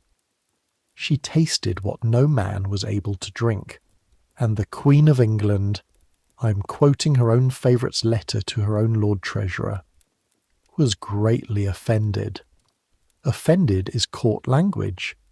Master Wat was 2 rooms away, and Master Wat says the word that summer among the household was that she had put it from her like physics, and let it be known, in terms that peeled the plaster, what she thought of a house that offered her syrup of malt in July. Riders went out that hour in the heat, galloping, for ale, for weak, small, honest ale, fetched miles from London and Kenilworth, and every corner where the harbingers could find it, while the court stood parched around an ocean of undrinkable strength. By God's mercy, Leicester writes, they found some in time, and the crisis passed. But it never passed. Not really. Because from that day to this, and now Master Wat folds the paper away and looks around a boiling house, and this is the sermon's point, no royal remove, no progress, no visit has ever again trusted a host's brewing. The order goes ahead now, always. With the harbingers in the clerk's own hand before the Queen's horse ever turns down a lane, beer for Her Majesty to be brewed small, to the standard of her own house, or sent ahead from her own brewers, on pain of the whole visit souring. Her hosts may ruin themselves on fireworks as they please. The drink will be weak, and it will be hers. Never again. And this never is written, boy, sealed, carried, obeyed for 13 years now. A kingdom that can order the tide told at London Bridge on a courtyard clock has learned to send its queen small beer ahead of her like an ambassador. Strong drink is pride, Master Watt finishes, putting the coffer's lid down on the letter like a tomb slab on a saint. The whole country thinks strong is a compliment, but her strength and ours aren't kin. To her table, strong is an insult with foam on it. Small beer, brewed true, and none of your provincial vanity. That is the compliment. Remember it. There'll come a day some fool with a proud brewhouse stands between you and her thirst, and you'll be the one has to say no. You will remember every word of that sentence in 6 weeks' time, standing in a camp of 17,000 men. But you don't know that yet, and neither does he. Because now the news stops being weather and becomes fact, and the facts come fast, the way a tide comes through bridge arches. Early July, the fleet of Spain has sailed. Mid-July, it is off the coasts, and then the 19th of July, 1588, a Friday, a fish day, the yard smelling of ling and wood smoke, the plums swelling on the orchard walls. The day the watchers on the Lizard at the far toe of Cornwall see it with their own eyes at last. A crescent of ships miles across, moving up the channel like a slow scythe. And England lights the beacons.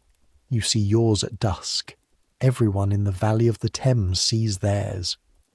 From the kitchen court, over the dark orchard wall, a point of orange fire stands up on the ridge to the southwest, and beyond it, faint as a low star, another, and you know, without seeing that beyond that there's another, and another, a chain of fire running 100 leagues back, to a cliff in Cornwall where a man out of breath is watching sails.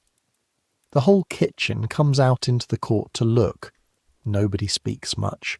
Old Ellen comes out last, wiping her hands, and looks at the ridge fire for a long moment with an expression you can't read, and says to nobody, I was a girl when the French were coming, 44, 45. We scoured everything twice that year. I don't know why. You want the pots clean when the world ends, I suppose. And she goes back in, because there are pots. And here is the thing nobody tells you about the summer the Armada came, the thing the ballads will leave out, and the reason a kitchen boy's eyes are worth borrowing for it. For the household, invasion is a provisioning problem. The fear in your chest is the same fear as in any chest in England. But the work of the fear, down here, is lists. Within days, the whole rhythm of your world bends toward the east coast of the river. The court draws in toward London, the Queen to St. James's, her council about her, the roads thickening with post-horses, and every officer of the green cloth is suddenly a quartermaster, because 20 miles below London Bridge, on the Essex shore at Tilbury, my Lord of Leicester, the same Robert Dudley of the Kenilworth fireworks, older now, heavier, sworn lieutenant and captain general of the Queen's armies, is assembling a camp to stand between the Spanish and the city, and a camp is a mouth. A camp of 10, 12, 17,000 men is the biggest mouth in England, opening twice a day, every day, in a marsh where nothing grows but reeds and agues. On the last Monday of July, Master Peveril comes into the boiling house with the ledger under his arm and a paper in his hand, and reads out 4 names, and the third name is Harris, and the fourth name is Green. Victuals for the camp at Tilbury, he says. Bread, beer, cheese, and skill. You leave from the bridge wharves Wednesday on the tide. He looks up from the paper at Master Watt, and something passes between the 2 old servants that has no word for it. They have men enough down there, Peveril says. What they lack is order. Take them some. You have 1 day to pack a kitchen into a boat. You do it the way the household has always done it, because the household has been a travelling beast since before you were born. The gear in its nested crates, the knives rolled in leather, the irons, the ladles, the weights and the scales, because Peveril would sooner send you without shoes than without scales, and the travelling spice chest, a squat, iron-cornered box, its lid branded with the broad arrow and the Queen's cipher, packed by Master Watt's own hands. Pepper, mace, saffron for the officers' tables, dried herbs in linen bags, and the whole of it double-locked, and the key of it joining the spicery key on the leather thong around his neck, where keys in this kitchen apparently go to live. Alice comes to the boiling house that last evening with a wooden box under her arm. Inside, packed in bran like eggs, 24 little cakes of quince paste and a paper of her caraway comfits. For no one in particular, she says, which is Alice for the sick, you'll find them. And to Master Watt, who is 58 and about to sleep in a marsh, come back, you old fool. The phoenix will want strong arms. Which is how you learn that whatever is one day going to come out of that linen bag above her bench, Master Watt is already part of it. Old Ellen says nothing at all. She scours your travelling pots a second time, though they were clean, and sets them in your crates herself, and stands in the scullery door with her driftwood hands folded while you carry them out. You want the pots clean, you think, and finish a February sentence for her, and wish you hadn't. Wednesday, the last day of July, you go down the river on the tide, and the river tells you the state of England better than any proclamation. Every wharf is working. Budges of biscuit, budges of powder, budges of pikes lying bundled like faggots. At London the bridge stands up out of the water ahead of you, and I know you've heard me describe London Bridge before in other lives, other centuries, so tonight only this. 19 stone piers, a street of houses riding on them 6 stories high, and the tide roaring through the arches like a mill race, and your waterman, a Thames man of 40 years, takes one look at the white water and goes about downstream of the shooting, muttering that only fools and dead men shoot the bridge on an ebb like this one. Below the bridge the pool is a wood in winter, masts, masts, masts, stripped for war, and past Greenwich the river widens, browns, salts, until the banks fall away to reed and mud and enormous sky, and on the Essex shore, under a smoke of cooking fires and a forest of tent poles, you see it.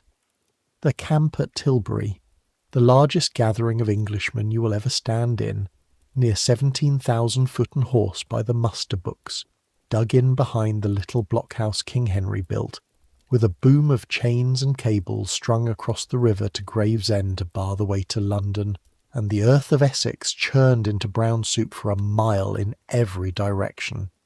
And when I say the camp was a mouth, I need you to understand what you find when you land, because the ballads will sing of Tilbury forever, and not one verse of them will mention the thing every man who was actually there wrote home about.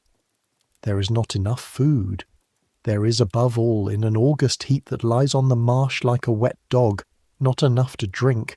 My Lord of Leicester himself, you hear it from the commissary clerks within an hour of landing, and his letters saying it still exist, ink on paper, has been raging up the chain of supply for days, companies marching in that arrive to find not so much as a loaf or a barrel waiting for them.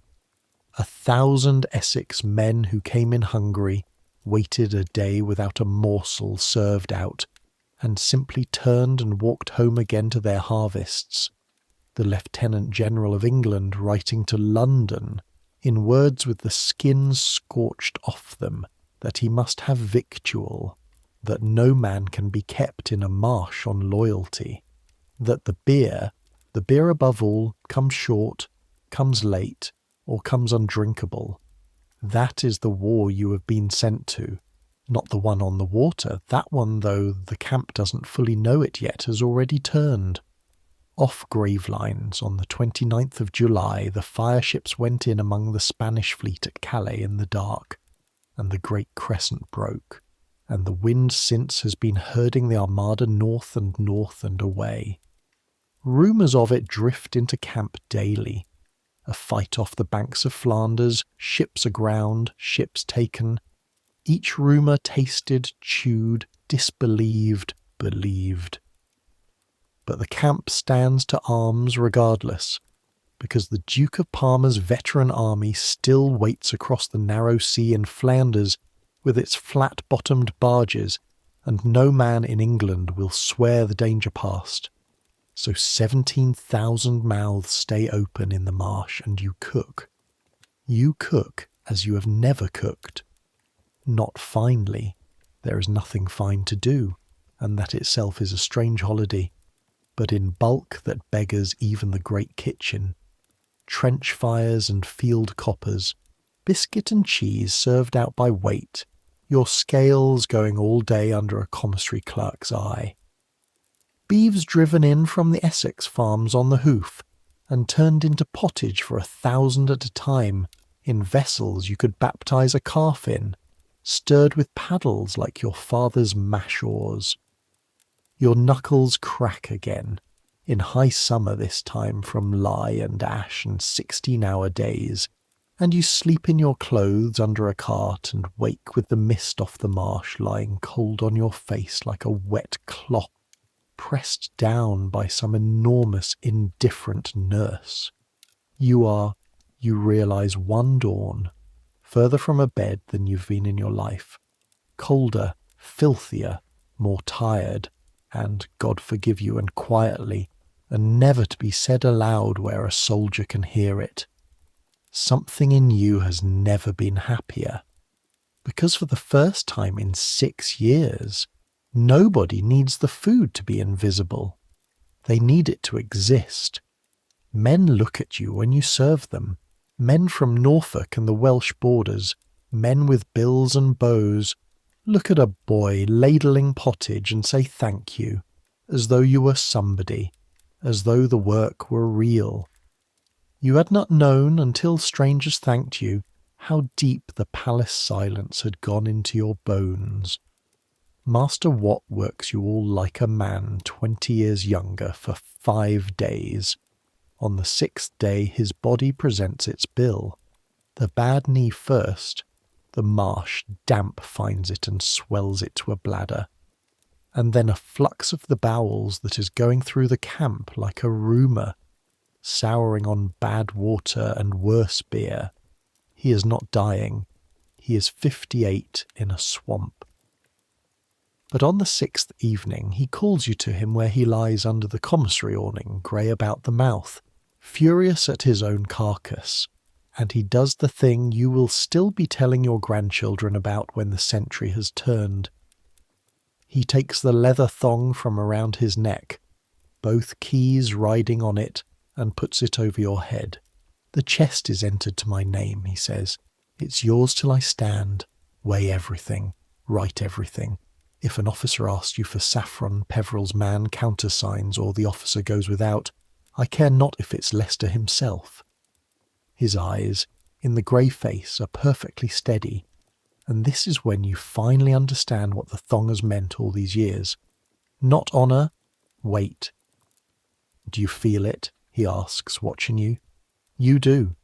2 small iron keys, and your neck bends as if they were quernstones. Good, says Master Watt. The day you stop feeling it, give it to someone who feels it. That's the whole secret. There's no other part. You wear the keys for 9 days. You weigh everything. You write everything.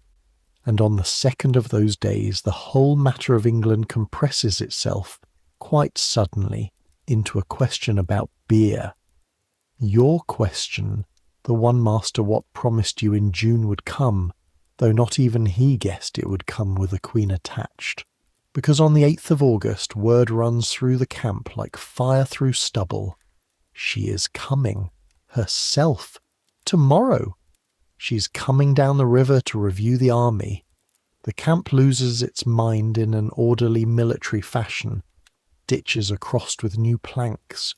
Companies drilled hoarse. The causeway from the blockhouse swept a causeway in a marsh. And down at the commissary where you live, the visit arrives as visits always arrive in your trade, as a list of what she will need, which is short, which is the whole point of this story. Bread, a little meat dressed simply, and drink.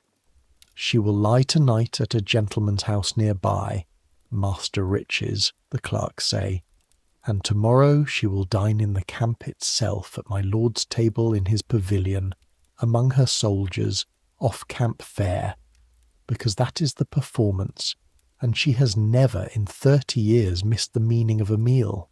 And in the afternoon of that 8th of August, a proud man arrives at the commissary with a cart, and on the cart garlanded, God help him, with actual flowers, 2 casks of his best October ale, strong enough to stand a spoon in, the pride of an Essex brew house 3 generations old, a gift for Her Majesty's own refreshment, and his beaming certainty that he is about to be remembered forever is the most dangerous thing in that camp. Boom! Chains, armada and all. The commissary clerks look at the casks. The clerks look at each other.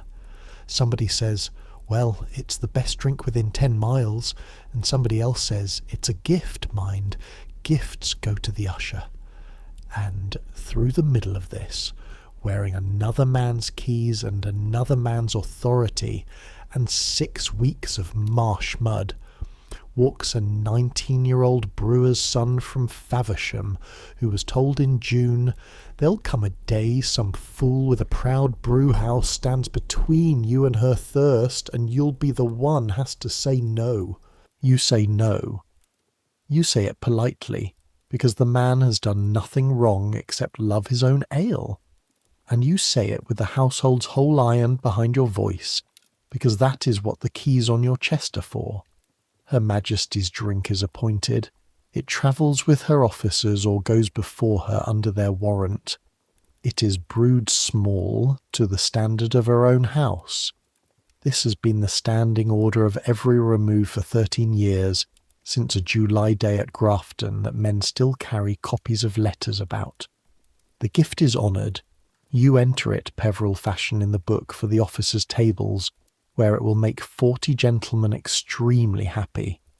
And it goes nowhere near the Queen, and the brewer goes home believing he refreshed her anyway, which is the kindest lie the machine tells all summer.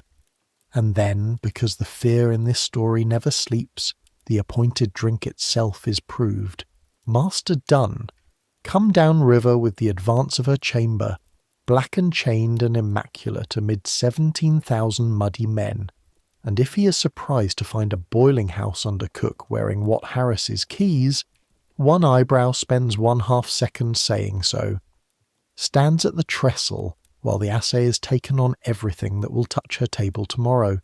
The bread, the meat, the small beer, drawn, tasted, stood, tasted again.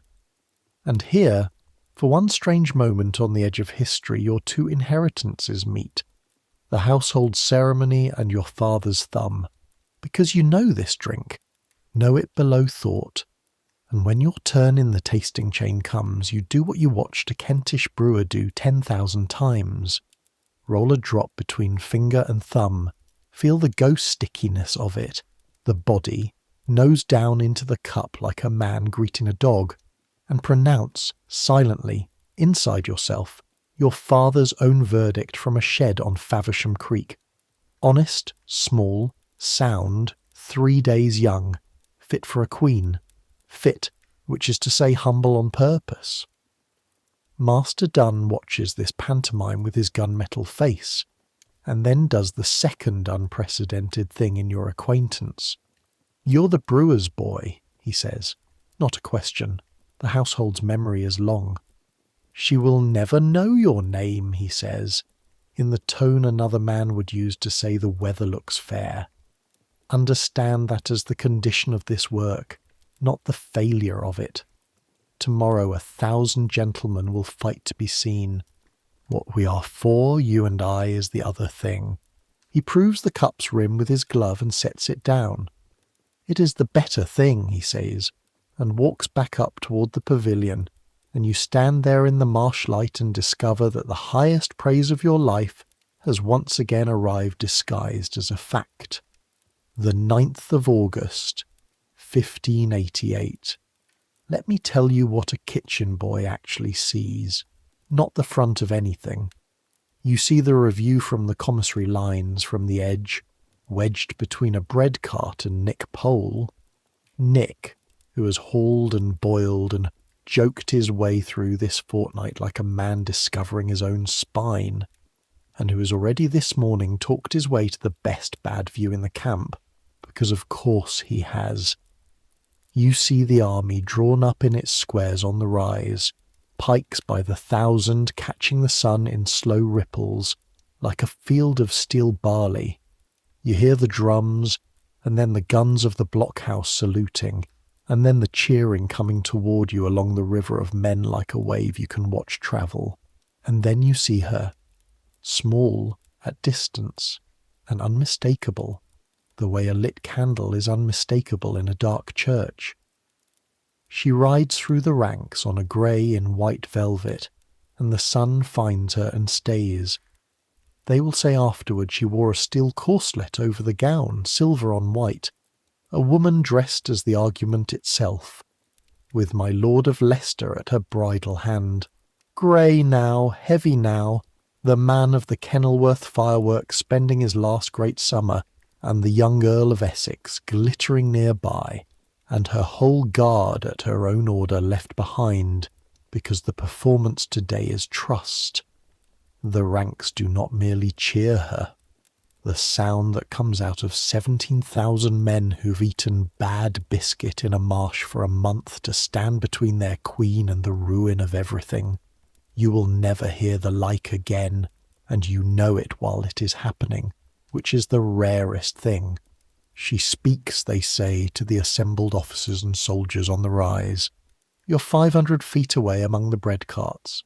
What reaches you is cadence, carried on the wind in pieces and the roars that answer it.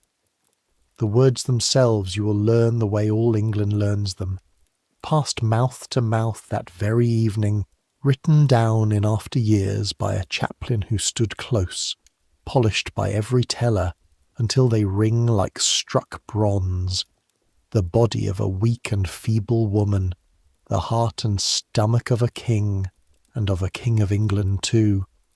Did she say those very words, in that very order, on that 9th of August?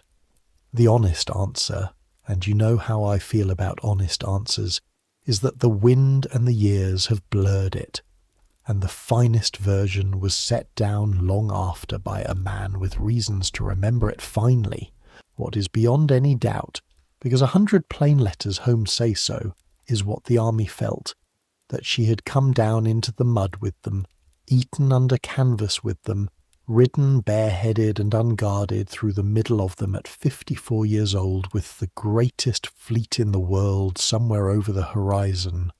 Whatever sentence she actually spoke, that was the sentence. Stomach of a king. Every man in that camp roars at it, and it is exactly as much of her stomach as her kingdom will ever be shown. The metaphor. You stand at the edge with the bread carts, one of perhaps 6 people in England who knows what the stomach of the king actually took that day at my lord's table in the pavilion. A little manchet, a little plain-dressed meat, and small beer approved by a brewer's son and watered wine after. And who understands, finally and completely, standing in the cheering, the answer to the question this whole year has been asking you?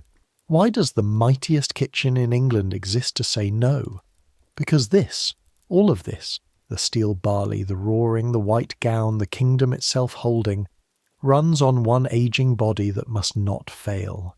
Every never in your kitchen's lore is a wall around that body. Never strong drink, never the stranger's pie, never the unwatched dish, never flesh out of season without paper, never even a smell she has not chosen. The court can gorge, England can reel, home drunk from every harvest feast in every parish. Her they guard like the last candle in a storm, and you are one of the guards, and your weapons are a scoured copper, a set of scales, and the word no. That evening, the camp glows with bonfires, and the rumour that has been circling for a fortnight finally lands and stays. The Armada is broken, scattered off Gravelines, driven north, running for home the long way, round Scotland, round Ireland, into weather that will do what no English gun could. Palmer's barges will never load. Within the week, the order comes to begin dissolving the camp. The Queen's own thrift reasserting itself before the bonfire ashes cold, because 17,000 rations a day is 17,000 rations a day, victory or no victory. You go home by the same brown river, against the same tides, with the same crates and the same scales, and Master Watt upright again beside you in the barge, thinner, iron-coloured, alive. Somewhere below Greenwich he takes the leather thong back from around your neck, weighs the 2 keys in his small quick hand for a moment, and looks at you sidelong. "Did you feel it?" he asks. "Every day," you say. "Good," says Master Watt, and puts the weight back on, and that is the entire ceremony, and it is somehow also the largest thing anyone has ever said to you. Behind you the marsh empties. Ahead of you the Red Palace waits upstream with its forest of chimneys, and autumn is coming, and you think, because you are 19 and it has been the summer of your life, that the story is over. The story is not over.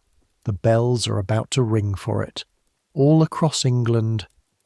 But between you and the bells, this year has 1 more grief and 2 more gifts, and the kitchen, as ever, will be where you feel them first.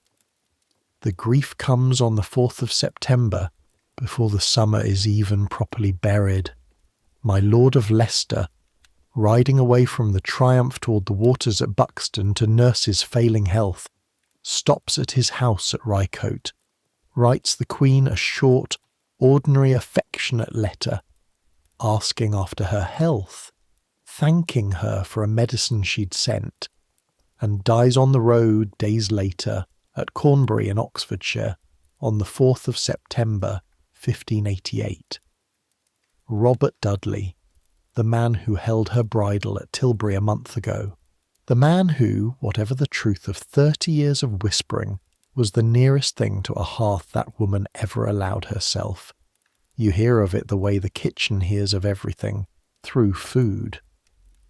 The word comes down one evening with the returning dishes. Not spoken at first, just visible, because the Queen's supper comes back to the serving place untouched. Not picked at, which is ordinary. Untouched, the cover unlifted, the assay wasted.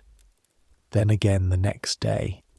Then the pantry hears from the chamber, and the chamber servants' faces say more than they're permitted to. She has shut herself in her rooms with her grief, and will not come out, will not be spoken to, until, the story goes, and it is told low, and I pass it to you exactly as unproven as it came. Old Burgley and the council, alarmed at last, had the doors opened, what is beyond doubt, because the object itself survives to be found 15 years from now. She took that last ordinary letter from Ricote, wrote upon it in her own hand, his last letter, and laid it in a little casket she kept by her bed, where it will still be lying, folded and kept, on the night she dies.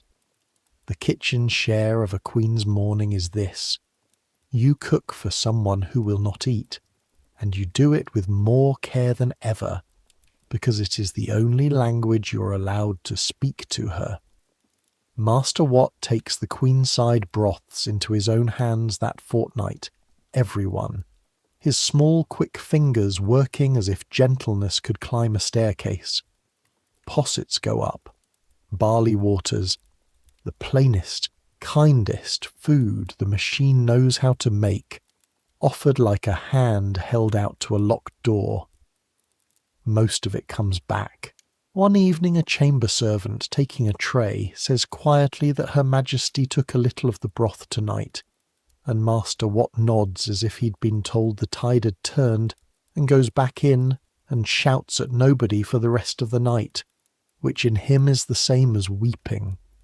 England, meanwhile, is ringing. This is the strangest weather of that whole strange year, the kingdom in full triumph, and the court in black water. Through September and October the news hardens into history. The Armada wrecked and scattered up the whole west coast of Ireland, ships by the dozen on the rocks, and of the 130 sail that entered the Channel in July, barely half limping home to Spain. Bonfires, ballads, medals struck, one of them stamped with words half England can recite by Michaelmas. God blew, and they were scattered. In the yards you hear it all second-hand and strange, victory arriving in a house that whispers, and once, late October, a load of winter cabbages at the gate. You see Simon Cratch again. He is thinner. The Armada year has been bad for his trade. Statutes bend when beacons burn. Juries in a triumphant autumn have no appetite for fining widows over herrings, and an informer's living, it turns out, is exactly as sturdy as the public mood. He doesn't come in under the arch. He stands at the gate among the morning's poor, because the household's alms go out at that gate daily, the broken meats of 1,000 rations, the almoner's men serving the parish poor at the Queen's expense as royal households have done time out of mind. And he does not quite hold out his hand, and does not quite not. Nick sees him first and goes still. Then, saying nothing, working his jaw once, Nick takes a loaf of cheat bread off the returns table. Entered, mind you, in the alms book. All lawful. Peveril has trained him too. Walks to the gate and puts it in the man's basket without a word and without waiting. He comes back scowling ferociously at nothing. He'd have ruined you, you say, not as an argument, just to see. Aye, says Nick, and I'd have deserved it, and he'd have been paid, and the law would have smiled. That's the game. He wipes his hands on his apron, done with the subject forever. But no man stands at that gate for sport, Thomas. The gate's the gate. And that, from a waterman's son who 3 years ago would have crowed over Cratch's ruin from the wall of the fish court, is the whole quiet history of what this year has done to Nick Pole. The autumn work closes over you all like water, salting season, the great November slaughter when the household lays down its winter flesh, the powdering tubs standing in rows, your arms aching to the shoulder with driving salt into beef, the smell of blood and brine hanging in the courts for a fortnight, hog killing. The last orchard loads in, pippins racked in straw, quinces to Alice's coffers, Warden pears for the long baking. The days shorten until you rise in the dark and finish in it, and the 3 great fires of the kitchen become the only suns anyone in your world sees, and the black guard boys curl closer to the flagstones at night, and the year begins to lean, as all years lean, toward its 17th of November. The 17th of November, Accession Day, Queen's Day, the high feast of this reign's own invented calendar. 30 years to the day, this year of 1588, since a 25-year-old woman in danger of her life heard at Hatfield that her sister was dead and she was Queen of England. Every parish rings its bells. At court there are the great tilts, knights running at the barrier in fancy dress with all London watching. And this 30th Queen's Day of the Victory year swells into something greater. A week later, on the 24th of November, a Sunday. The whole machinery of state processes through the city of London to St. Paul's.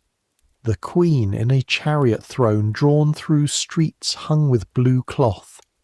The companies of London lining Cheapside in their liveries, the captured Armada banners hung out, to give thanks to the God who blew. It is the nearest thing to a coronation England has seen in 30 years, and you see it. You see it because the household serves it. Officers and servants sent upriver days ahead. And Master Watt, who has decided since Tilbury, without one word ever being said that you are to be shown things, puts your name on the list.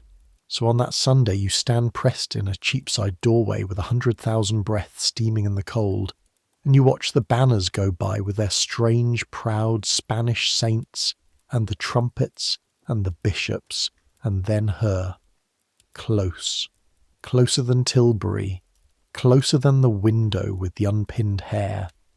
The chariot passes within 40 feet of your doorway, and the crowd around you goes up like a wave breaking backward, and you see the Queen of England in her mourning year and her triumph at once.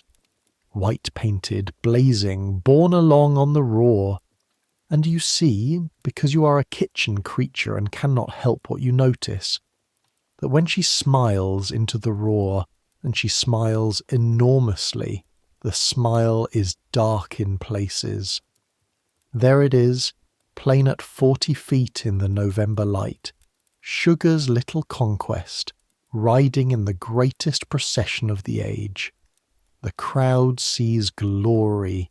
You see marchpane and comfits and 30 years of loyal sweetness, and a bishop with his tooth drawn for nothing, and Alice testing syrup on her tongue, and you stand in your doorway loving her. There is no other word for the thing the whole street is doing, while cataloguing her ruin, which is perhaps the most royal kitchen feeling it is possible to have. At St. Paul's she hears the sermon at the cross, and thanks publicly God and her sailors and the winds. Then the machine folds itself up and carries her home, and you go back down the river to your copper, and winter shuts its lid on the year. And in the second week of December, Goodwife Alice Mountford stands on a stool in the confectionery, takes down the linen bag that has hung above her bench for as long as anyone can remember, and says, to you, and to Master Watt, and to the warm, sweet air, now. Here is what the bag was waiting for. At this court, the 1st of January is the day of gifts, not Christmas. Christmas is feasting and plays and the Lord of Misrule. The giving day is New Year's, and it is as formal as a treaty. Every soul of rank presents something to the Queen, and every gift is entered by the clerks on a great vellum roll. The New Year gift rolls, and I told you true earlier, they survive. You can read them, year by year, the whole court laid out in columns of generosity. The earls give purses of gold, the ladies give embroidered sleeves, jewels, and the officers of the mouth, the cooks, the pastry, the confectionery, give the only coin they have, which is their craft. Year upon year there they are on the rolls, the master cooks presenting their marchpanes, the sergeant of the pastry his great pie, 1 year a marchpane made as St. Paul's, 1 year a chessboard of sugar-work. It is the one day of the calendar when the kitchen is permitted to speak to the Queen directly. 1 dish, with a name signed to it, carried up not as diet but as language. And this New Year of 1589, the first New Year after the year of the fireships, Alice Mountford intends to say something. The something takes 11 days. The marchpane itself is the ground of it. Almonds by the thousand, blanched, pounded in the great mortar until your arms and nicks, this is why she wanted strong ones, burn like Lent, worked with sugar beaten fine as dust and a breath of rose water, rolled and shaped and set to dry firm as pale wood. Upon that ground, sugar plate, worked with spinach green and a glaze like wet light. Upon the sea, ships, Spanish ships, high-castled, their rigging pulled sugar fine as spiders' work, and every one of them breaking, listing, going down by the head, gilding on the doomed flags, real gold, laid leaf by leaf with a brush of squirrel hair while everyone in the room holds their breath. And above the wreck, rising out of a bank of sugar flame, wings thrown wide, the phoenix. Her husband's carving, pressed at last into almond paste after 30 years of patience. The bird that burns and is not consumed. The Queen's own badge, and this year of all years its own argument. England in the fire, England out of it. Singular, renewed. Round the base, in comfit work letters, no motto but the one already on the medals, because Alice knows exactly how much a cook is allowed to say. God blew, and they were scattered. You have by now seen a palace's worth of splendour go up that stair. You've never seen anything made in this kitchen that made grown officers of the household detour through the confectionery on invented errands just to stand and look. On the last night, Alice sits alone with it a long while. "Well, John," she says at last, "you're banking the little stove in the corner and become furniture, a kitchen skill senior to any sauce. There's your bird flown." And she wraps the phoenix print back in its linen and hangs it on its nail, spent, and pats the bag once, the way you'd pat an old horse. On the 1st of January you and Nick carry the board, because a marchpane the size of a cartwheel is a two-man burden, and Alice would sooner die than let the chamber grooms tilt it, up the processional stair to the serving place, where Master Dunn waits at his frontier. The assay is taken even on this, especially on this. A corner of the sea is broken off and eaten under his eye, a wafer of the doomed fleet dissolving on a sworn tongue. And if you think there is anything strange in tasting a gift for poison while its giver stands beside you, then you've not been listening to this year. Dunn studies the phoenix a moment longer than his office strictly requires. "Mistress Mountford," he says, "they will talk of this one, and to you and Nick, evenly, as the board is lifted from your hands into the hands of grander men, the law of your lives one final time, mild as milk. This is as far as you go. It is as far as you go." The marchpane sails on through the door into the light and noise to be set among the Earl's gold on the long boards of the presence, and you stand in the draught of the serving place with your empty hands, and this time, this is what the year has changed. It doesn't taste of banishment. The clerks will enter her on the roll, given by Alice Mountford, widow, a marchpane. The Queen will see the phoenix. Somewhere in that glittering room, the small, dark, smiling woman for whom your whole world exists will look at a bird rising out of sugar flames and understand precisely, in the language she reads best, what her kitchen means by it. And what more than that, honestly, was any of you ever working for? A fortnight later, a purse comes down to the confectionery from the chamber, with thanks in it and coin, and it is a handsome purse. Alice takes out the coin and keeps the little silk bag it came in beside the phoenix print, and if you want to know which of the two she values, watch which one her thumb touches when she passes the shelf. It's in that same week between the years. Christmas ale in the yards, the kitchen running on holiday time, that Master Wat takes you up onto the leads. You didn't know there was an up. There is always an up. 40 years in a place teaches a man its secret staircases, and there's a turret door off the pastry loft with a key that lives naturally on the thong. You come out onto the roof of the great kitchen itself, into a cold that snatches your breath, among the chimney forest, the bricks under your hands still warm from the fires below like the flanks of sleeping cattle, and there is the world. The palace courts lie under you in their frost, blue-shadowed, geometrical, the base court and the clock court and the gardens laid out like a page of accounts.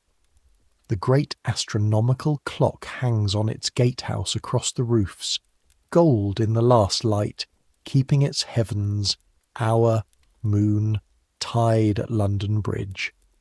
Beyond the walls the river bends away silver toward Kingston, and 12 miles further on than you can see, London. Beyond the river, the bare orchards, the deer park, the fields, Surrey rolling off into a smoke-grey distance that holds, somewhere, everything else there is. And straight down, through the very leads you're standing on, faint as a heartbeat through a wall, the roar of your own fires, the knock of cleavers, a boy's laugh, the endless working of the endless meal. I come up the odd evening, Master Wat says, since before you were born. He nods at the view, at all of it, the way a man nods at an old adversary across a chessboard. From the yards, this place is the whole world, and you're nothing in it, a grain in the hopper. That's true, mind. Never let a soul tell you otherwise. The ones who forget they're a grain end badly in this house. The lights going fast, the frost sharpening, the first stars coming out over Surrey like spilled salt. But stand up here once a year and look what the grains make. 600 fed below us this day, a camp in a marsh fed this summer, and a fleet turned, and never a battle on English earth. Her, upstairs, 30 years alive at the middle of every plot in Christendom, alive on our watch boy, on soup and small beer, and no. He knuckles the warm brick once, softly, like knocking at a door he respects. Nobody sings songs about kitchens. The songs are about the wind and the white gown. Let them be. We know what held. And that is the closest thing to a Hartmaster Wat Harris will ever show you. So take a long breath of that freezing air, all the way down, and hold it, and keep it somewhere. You're going to live to be an old man in a smaller, sweeter England of your own, and on winter nights decades from now bank in a modest fire. You will still be able to close your eyes and stand exactly here, on the warm roof of the greatest kitchen on earth, between the fires below and the stars above, 20 years old in the last light of the Armada year, with the whole visible world running on work that leaves no name. We know what held. Winter, spring. The wheel leans on, and it does lean on, the way it always leans.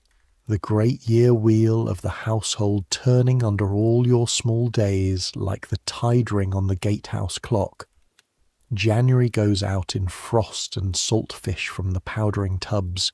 February comes back around, and one black morning you are on your knees at the middle hearth again with the iron rake, hunting the orange seam in the ash, and you realise with a small shock blowing the fire up out of its sleep that the year has come all the way round. It was exactly here, in exactly this posture, that this story found you. The fire stands up with its sail sound. The bell goes. The blackguard boys peel off the warm stones. Ash Wednesday arrives on schedule, and Peveril hangs the lock and the green wax on the flesh larder door, and the rain of fish begins again, and your knuckles crack again, and Alice's little pot of salve appears on the boiling house sill again, and there is a deep, strange comfort in every bit of it that you could not have named a year ago. This is what the kitchen knows that the court never learns. The wheel is not a prison. The wheel is the thing that holds you up. Some things do change because the wheel turns people too. Old Ellen leaves at Lady Day, the 25th of March, the old year's end day, when the household books close and open. Leaves on her own terms, mind. Past 70, her wage entered to the last farthing. A nephew with a garden in Thames Ditton and a room kept for her, and on her last morning she walks the scullery like a queen walking her realm.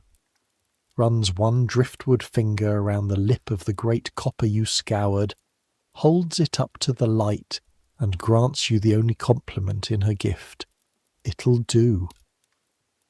Then, at the door, with her bundle on her arm and 4 reins behind her, she looks around the steam and the roar and the sand and the boys, and everyone pretends not to be watching, and she says to the room itself, "Keep the water hot," and is gone out through the kitchen court small and straight, and the scullery goes on exactly as she built it, which she would tell you.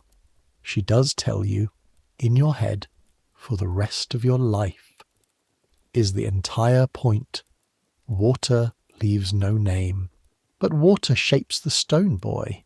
Water shapes the stone, and in April a new Turnbroach comes, a boy of 12 from a village near Guildford, all wrists and eyes, sleeping his first nights on the warm flagstone under the 3rd window. Your flagstone, though you don't tell him that.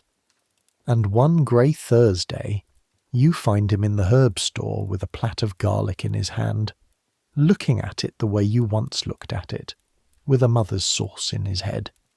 And you hear yourself say, quietly, in a voice you recognise with a jolt as Master Watts, "Put it back, lad.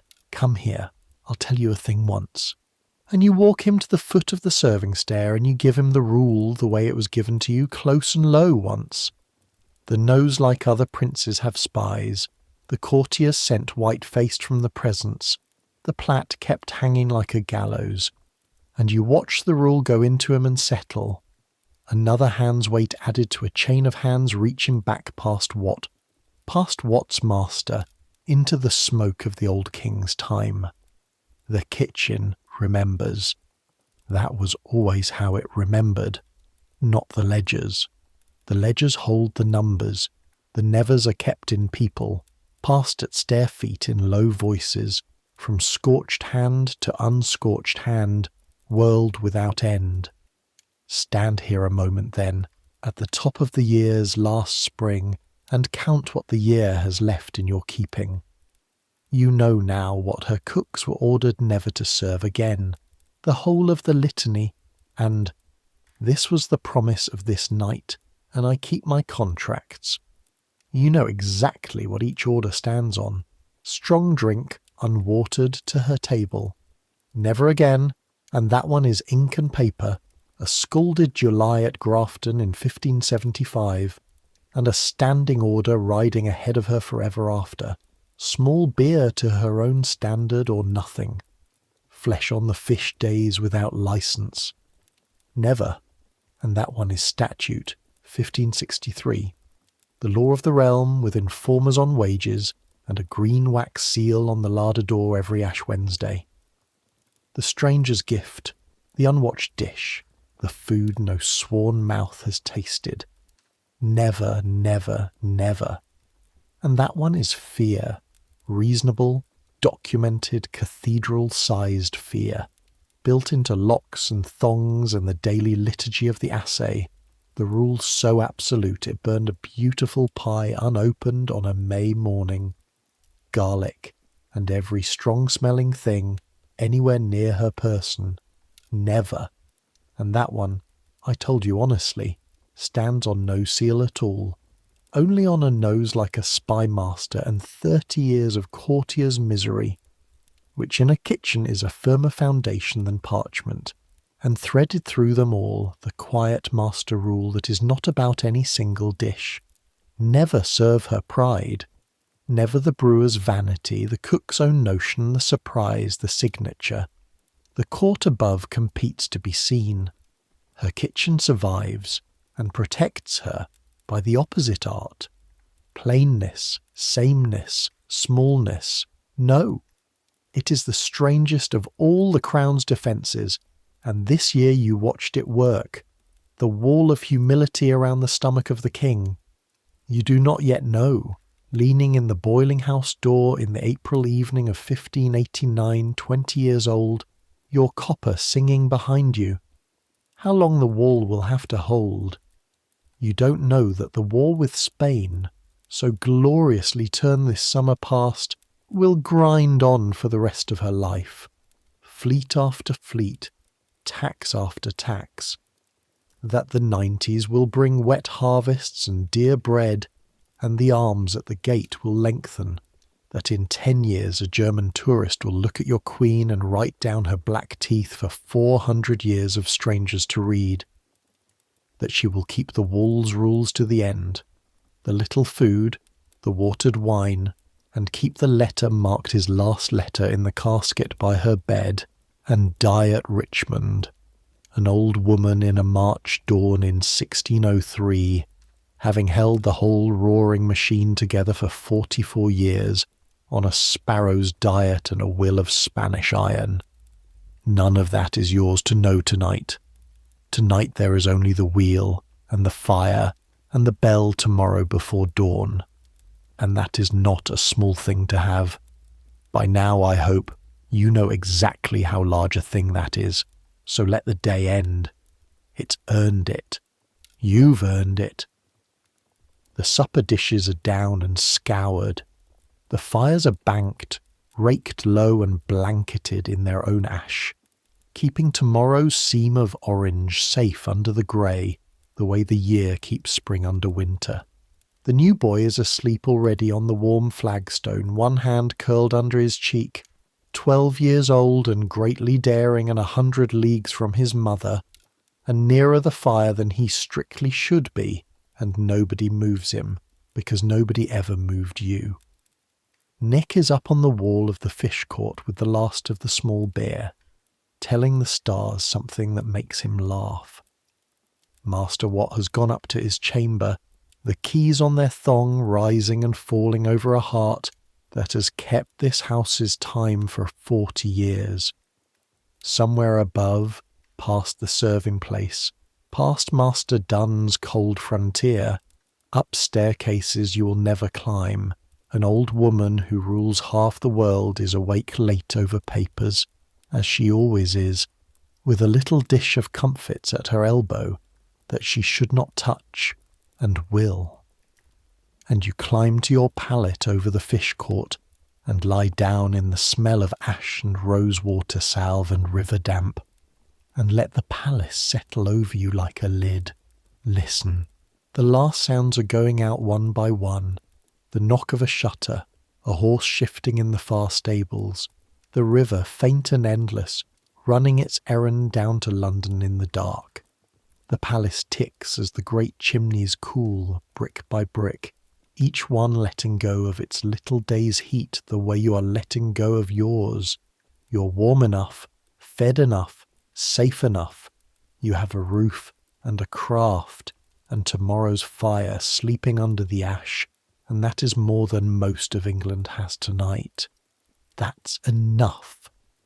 It was always going to have to be enough, and here at the bottom of the year you finally know that it is. Tomorrow there will be the bell before dawn.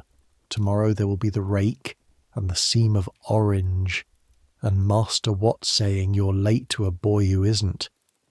Tomorrow there will be fish to soak and scales to balance and a queen's small supper to make perfect and invisible. But that's tomorrow. Tomorrow can keep. Right now there is only this. A straw pallet, a warm roof, a young man breathing slower and slower in the dark. The same as last night.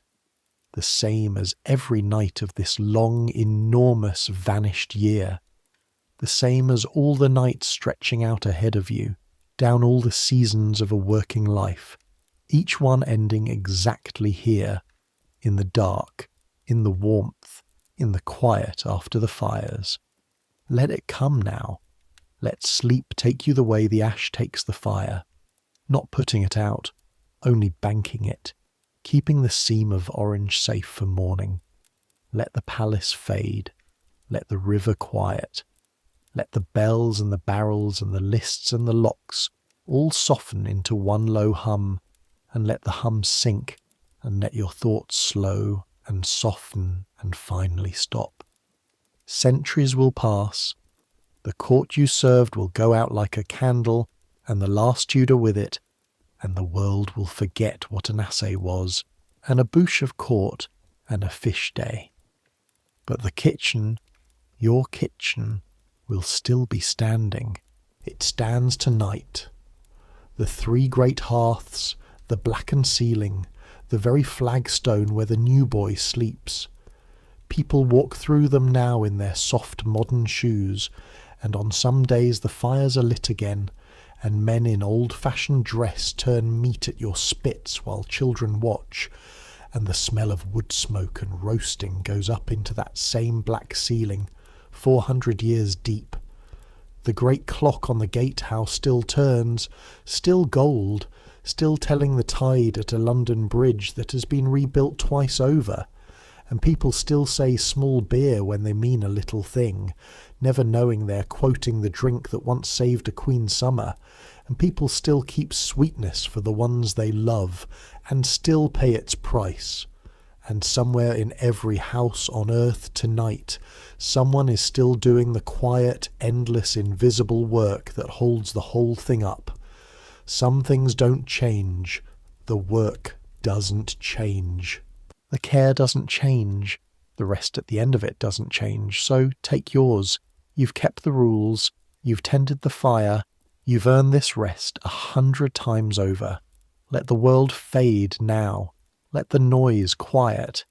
Sleep the way the fire sleeps, banked, safe, sure of morning, and dream of whatever dreams may come. Good night.